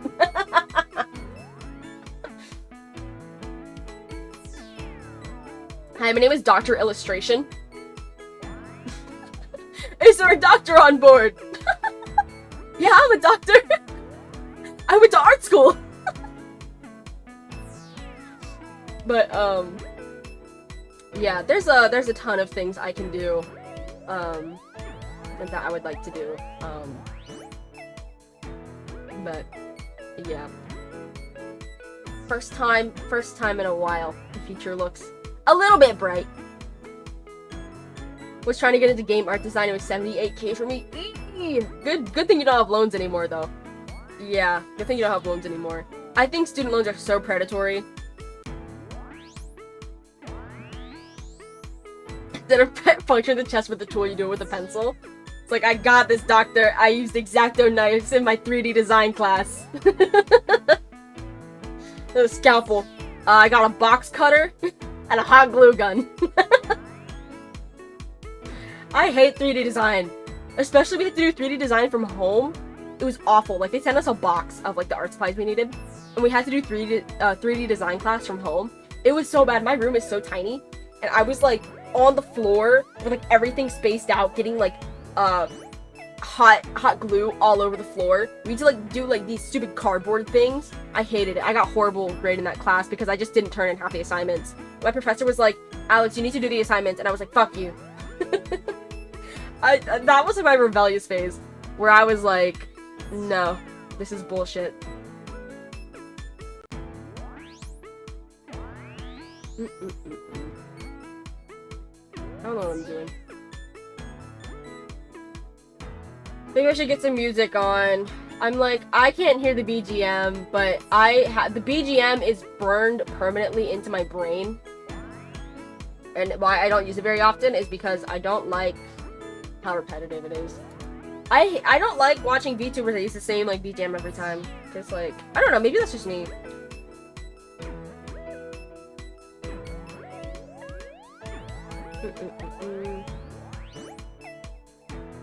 Could this work? Work that! You better work! Turn to burn into mine too. Yeah, I'm gonna change the music. I couldn't find music in time. Let's just go good old Nintendo music. It might, what's it called?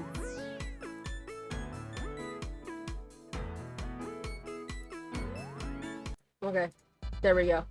Is that better? I'm sorry, peoples. I couldn't find one in time. I wanted to start stream, like, decently on time.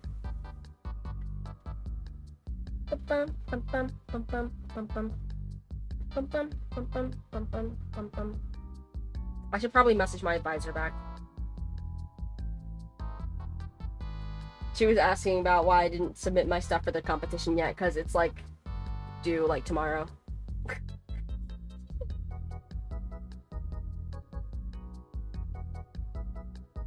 Imagine dedicating a whole section of the last stream as a source for BGMs and not putting it to practice. This is like that's like my,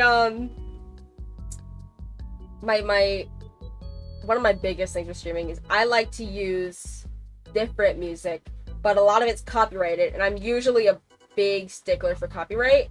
But like I said, yesterday. I use Nintendo music because they're not gonna hurt if I'm using a couple of their fucking pennies. And it's good music. Everybody uses Nintendo music. Technically, you should be using BGM from Doja Cat, Dopa Syndrome, or something like that. That's where I got my last BGM from. But a lot of, like, that's standard for VTubers. A lot of VTubers have that BGM that just, it's the same, like, 2-minute loop, and then it just keeps going and going and going, and it makes me feel like I'm working a corporate, like, it makes me feel like I'm working as a barista again.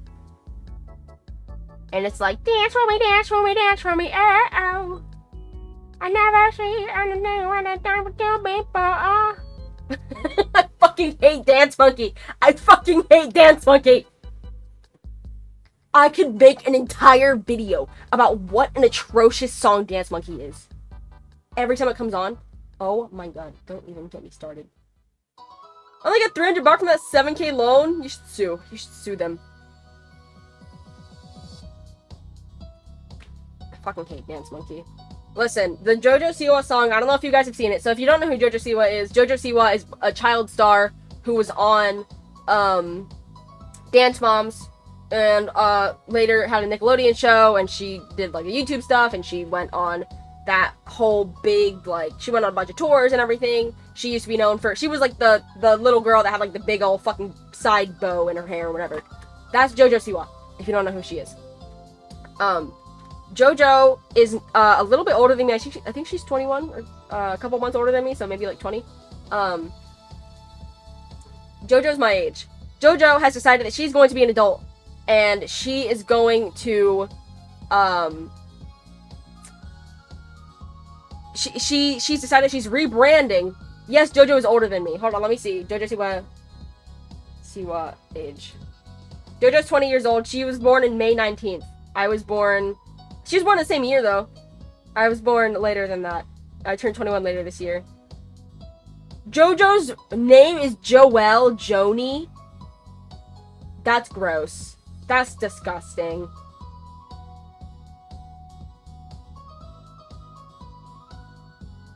Fucking Joelle.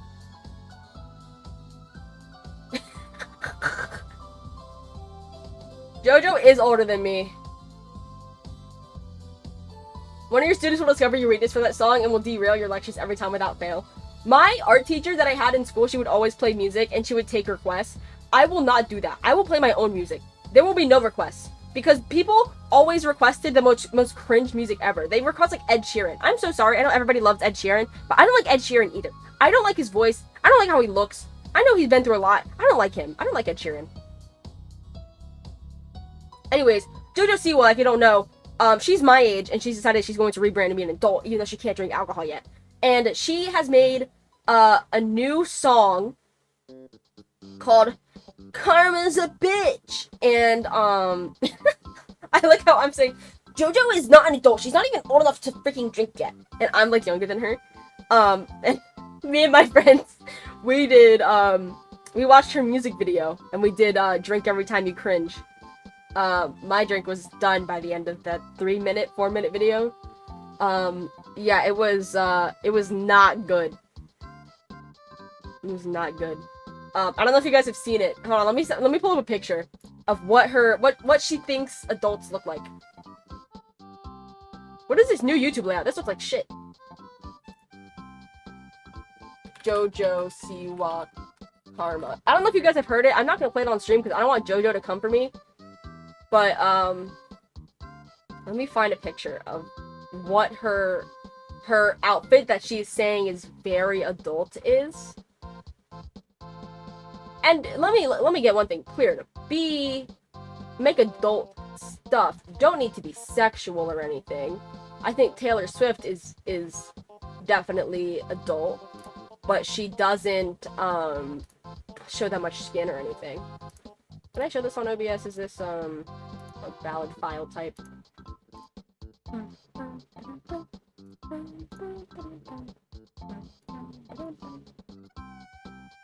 So this is JoJo, what JoJo looks like, maybe like a year or two ago on the Ray, and I remember, because I'm gay, and everybody, every, like, lesbian in the world was like, oh my god, why is she actually attractive when she's not tying her hair up in that stupid bow? And then on the left is what JoJo looks like in her new music video. And I'm assuming in her whole new album that she hasn't released yet. Someone said it looks like Pink and Kiss had a baby, and it's so true. No, but if you look closer, it's like rhinestones still. I'm like, I don't think I've seen any adult that is not a drag queen wear rhinestones. Like that. Like in that manner.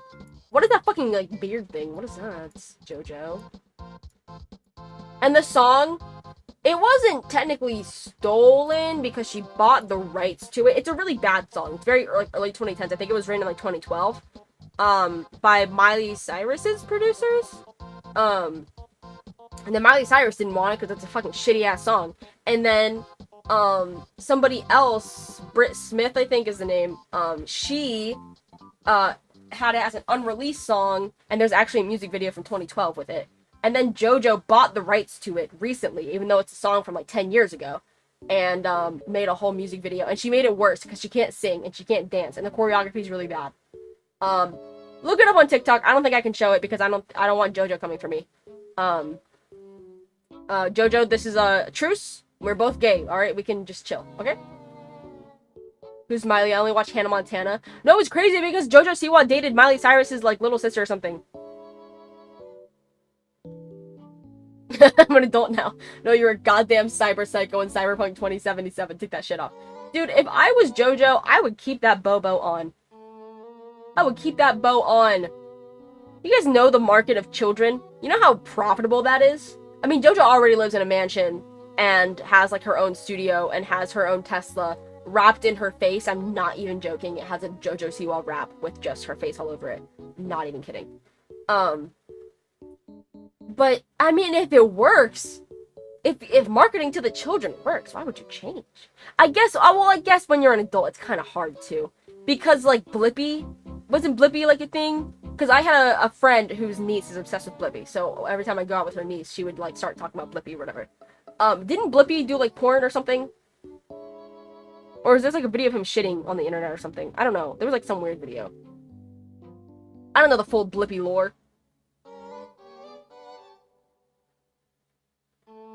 JoJo already has generational wealth. Oh, yeah. At 20 years old. Blippi's, like, a children's YouTuber who's an adult. But then there's, like, other Blippies. There's, like, other people that are Blippies.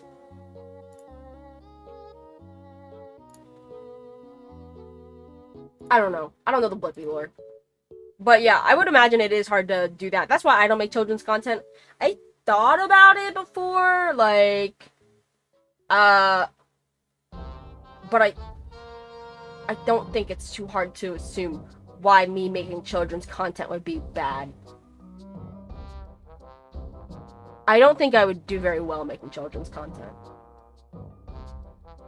I did have some people on my, my fucking VTubing video, my, like, how to be a VTuber for free. Somebody said, somebody said, I would love to, but I'm only 11.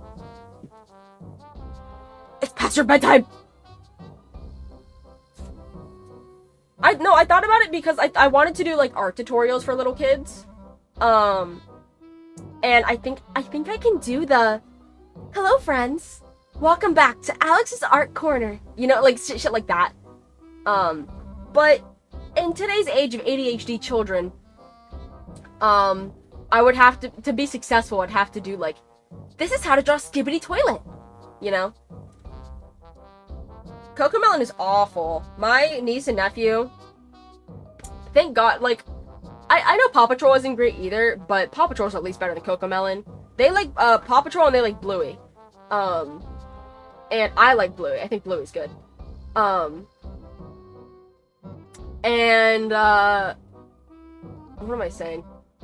I don't even remember. That always happens. They like Paw Patrol and they like Bluey, okay? And, but they always, when I would have my phone out, they would grab my phone and be, they didn't even speak my niece and nephew were born in Japan, right? They don't speak much English. At least when I met them, like, a year ago, when this would, like, be always happening, they would grab my phone and be, Cocomelon! Cocomelon! Cocomelon! And it's like, they didn't even know how to, like, speak very well. Like, they knew Mama, Papa, Cocomelon. Cocomelon, Cocomelon! And they just grab my phone with their little grubby fingers. I love them so much. Don't touch my phone and do not watch Cocomelon on my phone.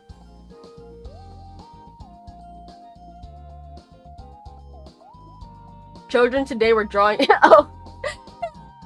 Children, today we're drawing a Rizzler. Okay, I will admit that became a little bit of a repetitive thing for me when that came out. The sticking out your jaw for the Rizzler. My girlfriend's little siblings are like that prime age, like 10, 11, 12 years old, of like the Gyat, Riz, Skibidi thing. And because I'm so chronically online and I've seen lots of videos about like the iPad kid epidemic, you know, and I'm on TikTok and everything. I knew the song, and they were like, oh, you know the Gyat and the Rizzler and the Skibidi Riz? They thought it was so funny. And I was like, guys, guess what? Your sister has no Riz. And they thought it was so funny. She do got a Gyat though. I didn't say that, but I should have. I like talking to kids. Kids are fun. But not like that. I'm not like James Charles. Kids are so funny though.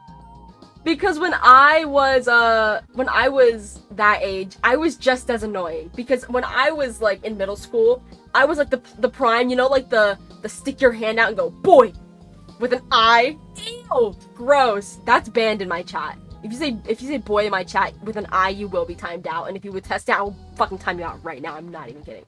Boy with an I, that is so traumatic for me. It's so traumatic. When Uwu started coming back, no. When Uwu and XD started coming back, I wanted to kill somebody. Awful. But when I was in middle school, we were infinitely worse. When I was in middle school, I was reading, smut dojins and smut on Wattpad, lemons on Wattpad. So I really can't judge these kids for being children and watching Skibidi Toilet and talking about Gyat and the Rizzler, you know? I have no place to judge. I have no place to judge. I was reading dojins that were translated by amateurs on Tumblr, you know? That were being, like, Google translated and posted on Tumblr. I was an isolated kid in school. I was bullied a lot. Aww. I'm sorry to hear that. I wasn't bullied, but, you know, it was a lot easier when I was growing up to find your tribe of, like, anime wasn't at all popular when I was in middle school, but, there were one or two kids in my school that liked anime, and so I kind of just hung with them, and then we had, you know, their friends, and we'd, like, form friend groups like that, you know? And then when I was in high school, no, of course when I was in high school, like, when I grew up with anime, right, back in my day, when I was, like, super into anime in middle school and, like, before that, it was, the most popular anime was Sword Art Online. Huge. Amazingly popular. Everyone's saying, like, oh my god, My Hero Academia made anime mainstream in the US. No. Sword Art Online and Crunchyroll, that, like, 2014, 2015 era of anime was fucking crazy. Sword Art Online and, for me, what I watched when I was in middle school was Black Butler, Hetalia, Attack on Titan, Tokyo Ghoul, Attack on Titan Season 1, because Season 2 wasn't out yet. I was that gal. I was Mikasa for Halloween. Everyone thought I was Amelia Earhart. I don't know why. Because I guess the jacket looked like, wings? But yeah, what really got me friends in, high school was, not Black Butler, Tokyo Ghoul, because Tokyo Ghoul was coming out, and, Unravel was huge. Unravel was massive, and I found a lot of friends through Tokyo Ghoul. I was brainwashed by anime since I was 6 by Pokemon and Yu-Gi-Oh, so I didn't need a gateway. I never was into Pokemon when I was younger, like the anime, because I played Pokemon when I was younger, but I didn't like the anime. But I actually, like, binge-watched the entire, like, first and second season recently. It's pretty good. I think I want to watch the new one, just so, because I can't keep up. I'm not going to be able to watch all of Pokemon, all of Ash's adventures. That's insane. I can't do that. But the new one just started coming out, so maybe I'll watch it. Plus, I love Pokemon Scarlet and Violet. So, the villain guy has a split die just like me, and he uses a Ceruledge, which is like crazy. I love Ceruledge. Ceruledge is so cool. I think it's kind of crazy they're actually using the starters though. I guess Ash used the starters too, but like his partner was a Pikachu, and they're actually using like starter, you know, Sprigatito, Quaxly, everything. It's like, are they gonna evolve? Because when I think of like partner Pokemon, I think of like Pikachu, or even like Raichu would be a good partner Pokemon. But I don't think, you know, a middle schooler with a Skeledirge is gonna have the same effect as a middle schooler with a Pikachu, you know? I don't think it's gonna have the same effect. I think the good thing about Ash and Pikachu is that from afar they look like the underdogs. I think when you have a fully evolved starter Pokemon, you don't look like an underdog anymore, you know? They were like kind of unassuming. Trigun, Cowboy Bebop, Gundam. I've never been into like Gundam anime. I watched, oh my god, when I was younger, because Crunchyroll didn't really have that much on it when I was in middle school. And so, like, I watched a lot of things on Crunchyroll, and I withstood all of those ads. And I remember one summer, because my brother would watch anime with me when he was, like, really little. And I was watching anime, and there was one summer before the Olympics, and it was, like, there was this one advertisement, and it was, like, even though just 5'2", Simone Biles is packed with power. Just like Tide Pods, or, like, some stupid shit like that. And me and my brother knew it, like, word for word, because it played every single, like, 10 minutes. It was so annoying. And they play it, like, multiple times per ad break. Crunchyroll, you are a fucking criminal. How much you stole from me in ad revenue.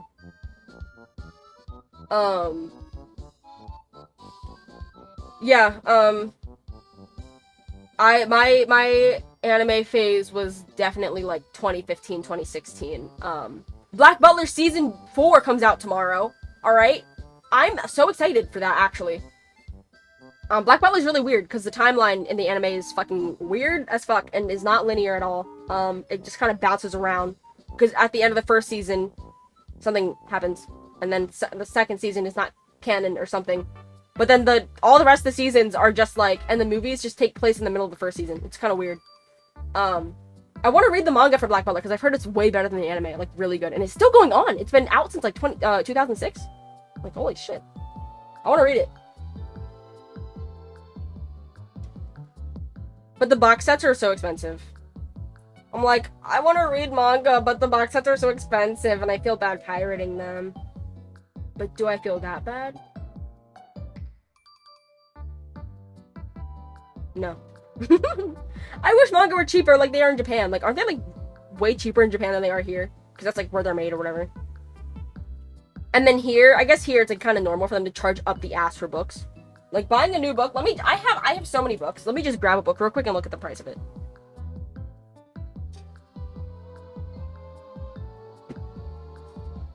Okay, I've got 3 books right here with me. Pirate now, pay later. True! That's what I did with Madoka. So this book is $15. This is an American book. This book here is $17. This book here is $16. Let me get some manga.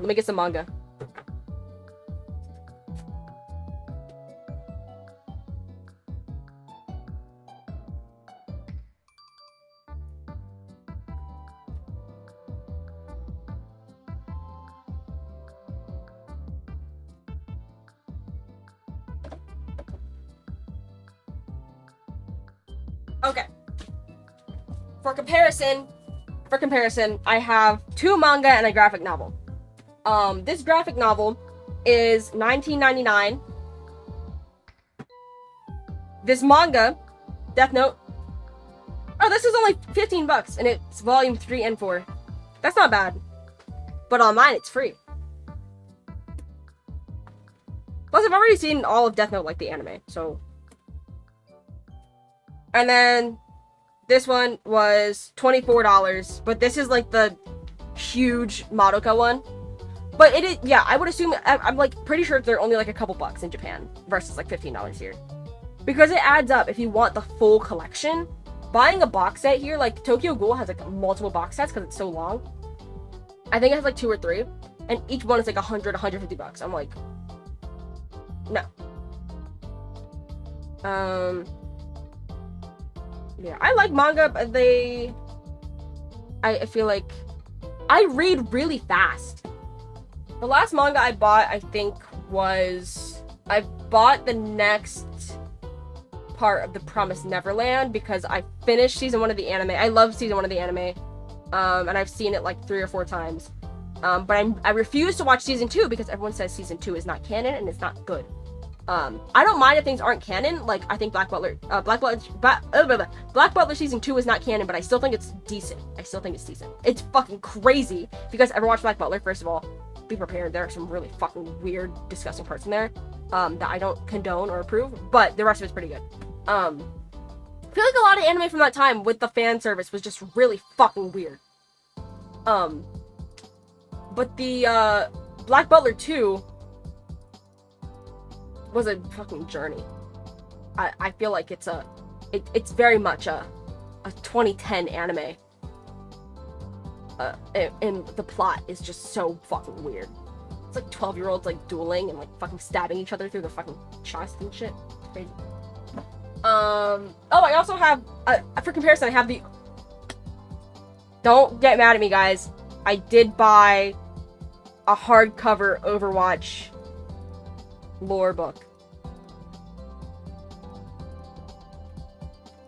If you don't know, all of the Overwatch comics are available online on their website for absolutely free. Goodbye. They're available online for free. But I don't have any Overwatch merch. I never had any Overwatch merch. And Overwatch has a lot of lore. Overwatch has good lore. It has really good lore.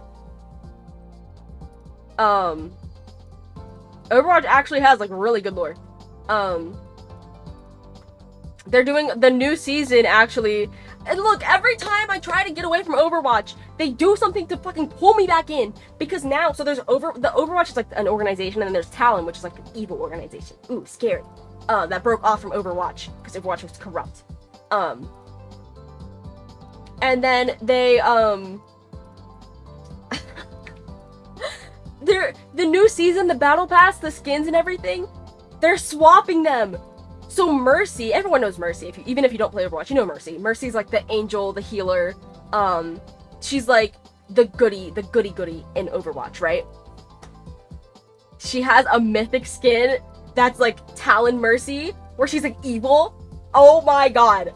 Oh my fucking god, guys. It's gonna make me play Overwatch. I like screamed when I saw that. It's so cool. And then they switched it, so Ana's a sniper and Widowmaker, like they're character foils, right? They're opposites. They're very similar characters, but they're opposites, right? So they're both snipers, but Ana is very good, Widowmaker's very bad. In the canon lore, Ana was going to shoot Widowmaker, but then she hesitated because Widowmaker used to be, you know, in Overwatch. And then she hesitated for a split second. Widowmaker took out her eye. That's why Ana wears an eye patch. In the mirrored version, Ana doesn't have an eye patch, and Widowmaker has a cybernetic eye. Oh, I can't. I'm such a nerd for like game lore, for Overwatch lore and Valorant lore specifically. It's so good. But yeah, I bought the Overwatch Anthology Expanded Edition. It's hardcover, because I didn't have any Overwatch merch, and I'm the kind of person where if I enjoy a franchise enough, I like to have a little bit of something physical that I can enjoy it with. I don't have much of any Valorant merch. I've actually made my own Valorant shirts with my Cricut machine. Having Cricut is like the best thing ever because I can make my own merch and I don't need to buy merch all the time. And I have an official Killjoy Valorant shirt that I don't wear in public because it's really embarrassing and really ugly, actually. Let me pull up a fucking picture. It is really fucking ugly.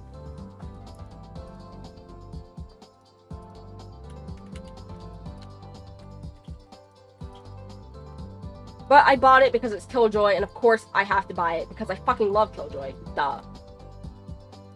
It's a really ugly shirt. I don't wear it in public. I wear it to bed. I bought like a size extra large so I could wear it to bed. It's really ugly. And it's not even good, like, it's okay quality, like, materials, but it just wrinkles really easy, too. So it's just not worth it to wear outside. Wow, look at me wearing it. It's got writing on the sleeves, writing on the back. It's okay, but I would get bullied the fuck out of if I wore this outside. You can't even see Killjoy, and you can't even see the text. Like, what is that? But yeah. That's my only Valorant merch I have in real life, which is kind of crazy. But yeah, if I like something, I like to have a little bit of merch for it. Valorant does not have, a ton of merchandise that's good. Yeah, Overwatch actually has physical books you can buy, and I think that that's super cool. I would kill for a Valorant, comic book, or, Overwatch has novels and books, or, and graphic novels. So I have, it's just a collection, a physical printed collection of all of the comics that are available to read online for free. Ironically, I just flipped the page, and the first page I opened to was the page, the Christmas one, where, it was revealed that Tracer has a girlfriend and she's kissing her girlfriend.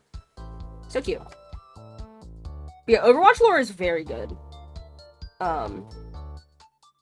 And it's like, it's really fun when you play the game and you know the lore and, like, you know, they say a little something and it's like, oh, I read that in the book. It's funny because I don't like the FNAF books. I haven't read them actually. Maybe I'll put them on my throne. Because I do want to read, the new ones I've heard are kind of bad, but the Silver Eyes I heard is actually good. I've never read a horror book before, so there was this TikTok, and I think about it every time I see, like, a horror book at the bookstore, because I've never read one before. I like horror games and horror movies, obviously, but horror books I've never thought to read, because, like, the fun thing about horror games and movies to me is that something can happen, I'll get, like, tense and, like, scared, or, like, I'll jump. What the fuck is supposed to happen in a book? There was this TikTok, and it was like how I imagine MFers reading horror novels to be, and they were just, it was just a dude with the book open, and he went, ah! And he threw the book. I'm like, what are you supposed to do? What are you supposed to do when you read a horror book? But yeah, I do want to read the original Five Nights at Freddy's Silver Eyes books. They have them at fucking Costco. I've seen them at Costco. But I doubt the quality would be that good. They also have books that at, like, Five Below. Like, they actually have full-on manga at Five Below. But the problem with it is etched onto the cover, like, printed into the cover of it, is Five Below edition. Let me see if I can find a picture of it. And then it's, like, super cheap quality. And it's like, okay, if I'm gonna be spending money on a manga, I'm gonna buy a good quality version, you know? I think I saw My Hero Academia there, is what I saw. Five Below manga. Also, Five Below is like fucking $20 now.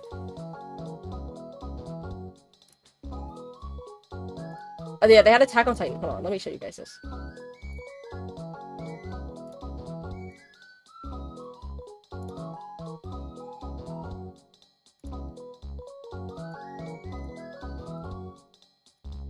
Look at that.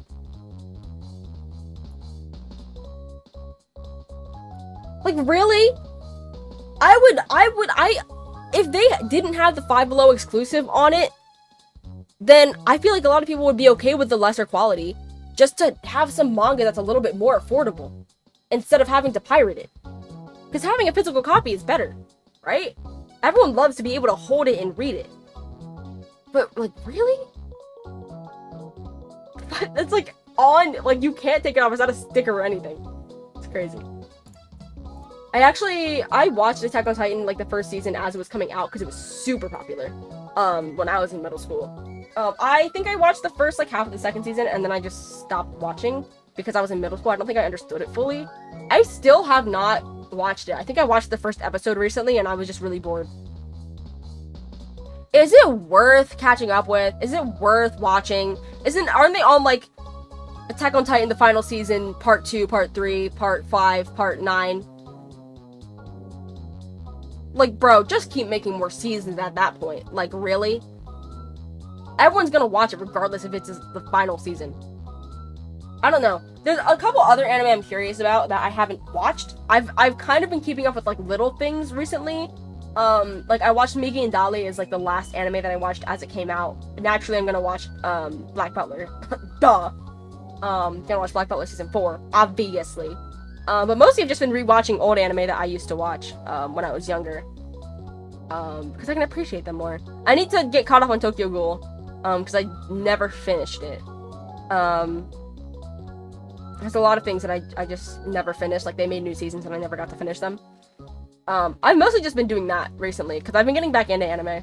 But, oh, I need to catch up with Demon Slayer and Attack on Titan, or not Attack on Titan.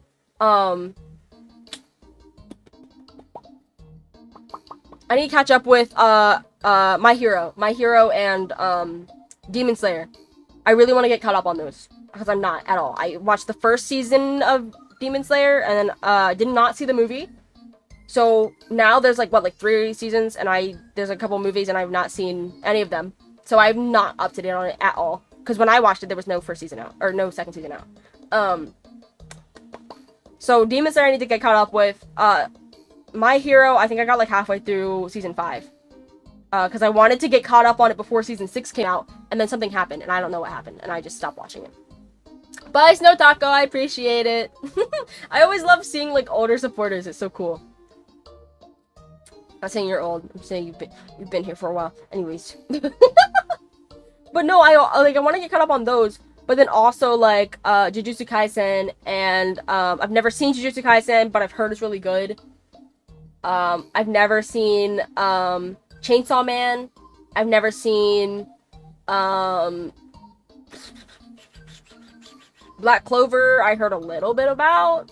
Is that one good? I want to watch the one with the bling bong bong bling bong bong. What is it? Marshall? How the fuck you say that? I want to watch that one. There's only 2 seasons, so it can't be that long. What else?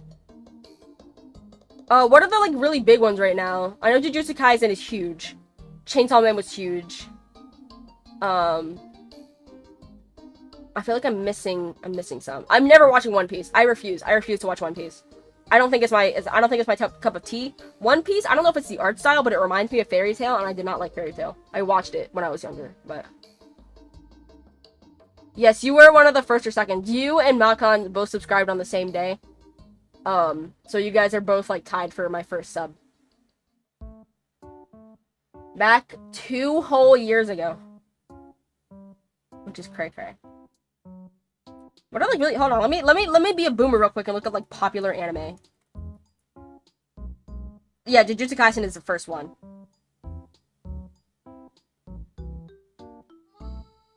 I still have never seen Full Metal Alchemist in my life. Should I go back and watch that?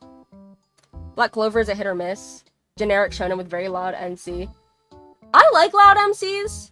I know some people don't like Demon Slayer because of the main characters. Like, go watch Full Metal Alchemist. Yeah. I should probably watch the classics too. I should probably watch Full Metal Alchemist. I was really young when it was, like, really popular, so I didn't want to watch it because I think I saw the scene with, like, the dog or whatever, and I got scared. I was scared. I was like, I don't want to watch that. And then I watched Black Butler. Attack on Titan is the top. Death Note is one of my favorites of all time. Death Note, I think my top 5 are Death Note, Madoka, The Promised Neverland, Tokyo Ghoul. Probably My Hero too. My Hero, I really liked it when I watched it like a couple months ago. What dog scene? Isn't there a dog? Isn't there a dog or whatever? Someone gets, like, turned into a dog. I haven't seen One Punch Man either. It's only 12 episodes, really? Shit, I can watch that in a day. No, because I remember I watched One Punch Man when it was really popular, when I was in middle school or, like, early high school, I think. And then the lady, there was, like, a mosquito lady, and she had her boobies out, and it made me really embarrassed and scared, so I stopped watching. I didn't want my mom to walk in, so that's why I stopped watching One Punch Man. I'm not even joking. That's why I stopped watching Future Diary too. Because in anime, there's, like, all these women with their whole titties out, and it's okay if they don't have nipples, but they have nipples. And when I was younger, I was like, oh, full boobie. That was scary. But I could watch One Punch Man now. SAO is still on there. SAO is still top 5 on my anime list. Get it out of here. SAO fucking sucks. Demon Slayer, naturally. My Hero Academia. Naruto, I've never seen. I don't plan on watching it. It just doesn't seem like something I'd be into. Hunter x Hunter, I might watch, but it has so many episodes. I've never seen Hunter x Hunter in my life. I've seen clips and it looks okay, but I don't know. Tokyo Ghoul is one of my favorites. What is it? Is this your name? What is this? What is this English version of this? I don't know what this is. Kimi no Nawa. Oh, it is Your Name. Yeah, I've heard of it. I've never seen it. Is it good? Japanese names. Mizuha Miya Mizu, a high school girl, yearns to live the life of a boy in the bustling city of Tokyo. Da da da da da da. Oh, they like switch bodies. Sounds like a fan fiction. I've never seen it. Maybe I'll watch it. I haven't seen very many anime like movies. Maybe I'll watch it. I liked one that came out. I always say recently, but I think it was like 3 years ago now. Words Bubble Up Like Soda Pop. It was on Netflix. That one was really good. It was really simple though. It was kind of boring. I thought it was good though. Steins Gate. I've heard things about it. I've never seen it. I don't really have any interest in it, watching it. Jujutsu Kaisen. I do want to watch. I haven't seen it. My thing is, I know. Ew, why is No Game No Life so high up? I'm sorry. I can't get behind the girl. I can't get that behind the girl character. Isn't she like 11? I can't get behind it. She's also ugly. I don't like the style either. One Piece, Jesus Christ. Question mark episodes. Question marks episodes. That's so funny. I know this one. I've seen this one. Koe no Katachi. What is this? This is, Silent Voice. Silent Voice. That's what it is in English. Yeah, I remember watching that. When I watched it, I remember everyone was so hyped for it to come out. And then when it came out on, like the first day it came out, somebody translated it and put it on YouTube the fucking day it came out in Japan. GOAT. The fucking GOAT. And I watched the whole thing on YouTube. It got taken down 6 hours later. The fucking GOAT. I'll never forget that. It was a really good movie. My little brother likes that movie. I think that's the movie that got my little brother into romance anime. Because it's really funny because I feel like I have weird tastes in anime. I like generally three types of anime. Alright? I can't stand isekai, first of all. I like magical girl anime because of what I grew up on. I like dark, like psychological anime or like crime anime. So I really like Black Butler, I really like Death Note, I really like Madoka, Tokyo Ghoul, like stuff that's like kind of more dark and psychological. Promised Neverland, stuff like that. And then I like shonen. Like I love My Hero and Demon Slayer from what I've seen. So those are like my top 3 types of anime. I also like comedy, but I haven't seen very many comedy anime. Psyche obviously is like way up there. Duh. Kogeass. Kogeass. Toradora I couldn't get behind, but I watched it when I was in like middle school, so I don't know. I do like more of those animes that were made in like the late 2000s, early 2010s. Like animes. Wow, I sound so... those animes, those animus. I like them that were like made in like the late 2000s, early 2010s because that's kind of what I watched growing up. That's like kind of what was available for me. ReZero still haven't seen. I don't know if it's any good because that's definitely isekai, and I don't like isekai. The new generation is done with those anime takes. I have really weird anime takes because I feel like I'm very stuck in the past a lot because like I feel like nostalgia like blinds me a lot because I tend to not like the look of newer anime. Like even Demon Slayer, I can acknowledge the animation is really impressive, but I don't know. I really like that old style. Let me get some examples of the style I like. I'm thinking of some like specific ones. So there's Black Butler, there was like Fresh Precure. Full Metal Alchemist also falls into this. Hold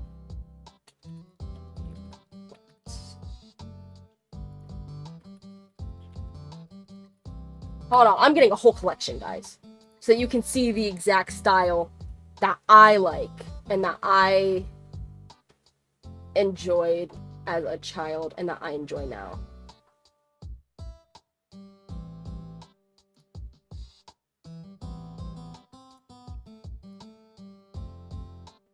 Oh, Death Note also definitely falls into this.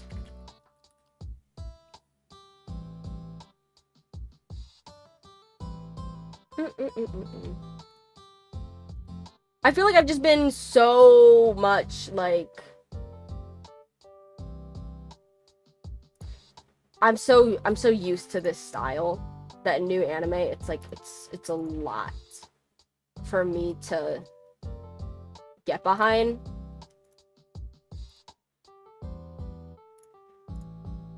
And it's a lot going on. Like, my little fucking baby brain can't keep up with it. Was there a screenshot from the show for this one? That's a lot of promotional material.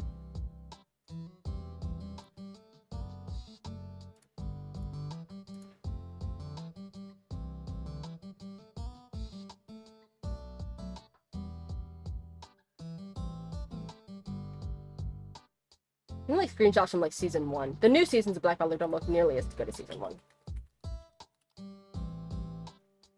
I love the art style of season 1. It's so good. It really isn't that good. It's low-key kind of mid. But it's what I have nostalgia for. It's this specific style. Hold on. I have 4 examples for you guys. Because I'm just that bitch. So look, okay. I just like the simple cell shading. My fucking headphones are about to die. I'll plug them in. Jesus Christ. Stop blinking.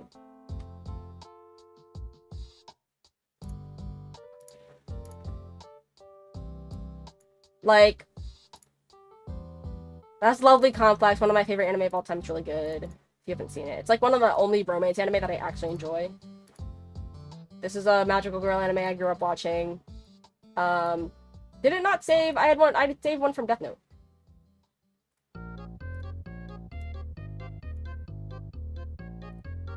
So Full Metal Alchemist, I know I'll like the art style. I like the animation style. But like, this is the style that I grew up with, and this is the style that I like. Like, even this one is like a little much for me, you know? This is my favorite, like, era of anime art. I've never even heard of Black Cat. What is Black Cat?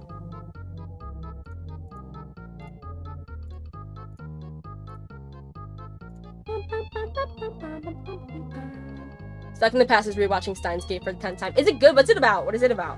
A lot of times, when I like reading the like looking up like, oh, what's the popular anime? I'm like reading the synopses are like, it's not enough for me. Like, I'll read it. I'll be like, okay, well that sounds interesting, and then I won't watch it. I need like a personal recommendation. I need somebody to like tell me how much they like it and like that it's really good and tell me what it's about for me to like it. You know? I don't actually know how I got into most of the anime I like. Probably just Instagram. I used to be a big part of like the Instagram anime community when I was younger. I had like an anime fandom account or whatever. That had like 1,000 followers. And for me, that was crazy. Still kind of crazy that I got that in middle school.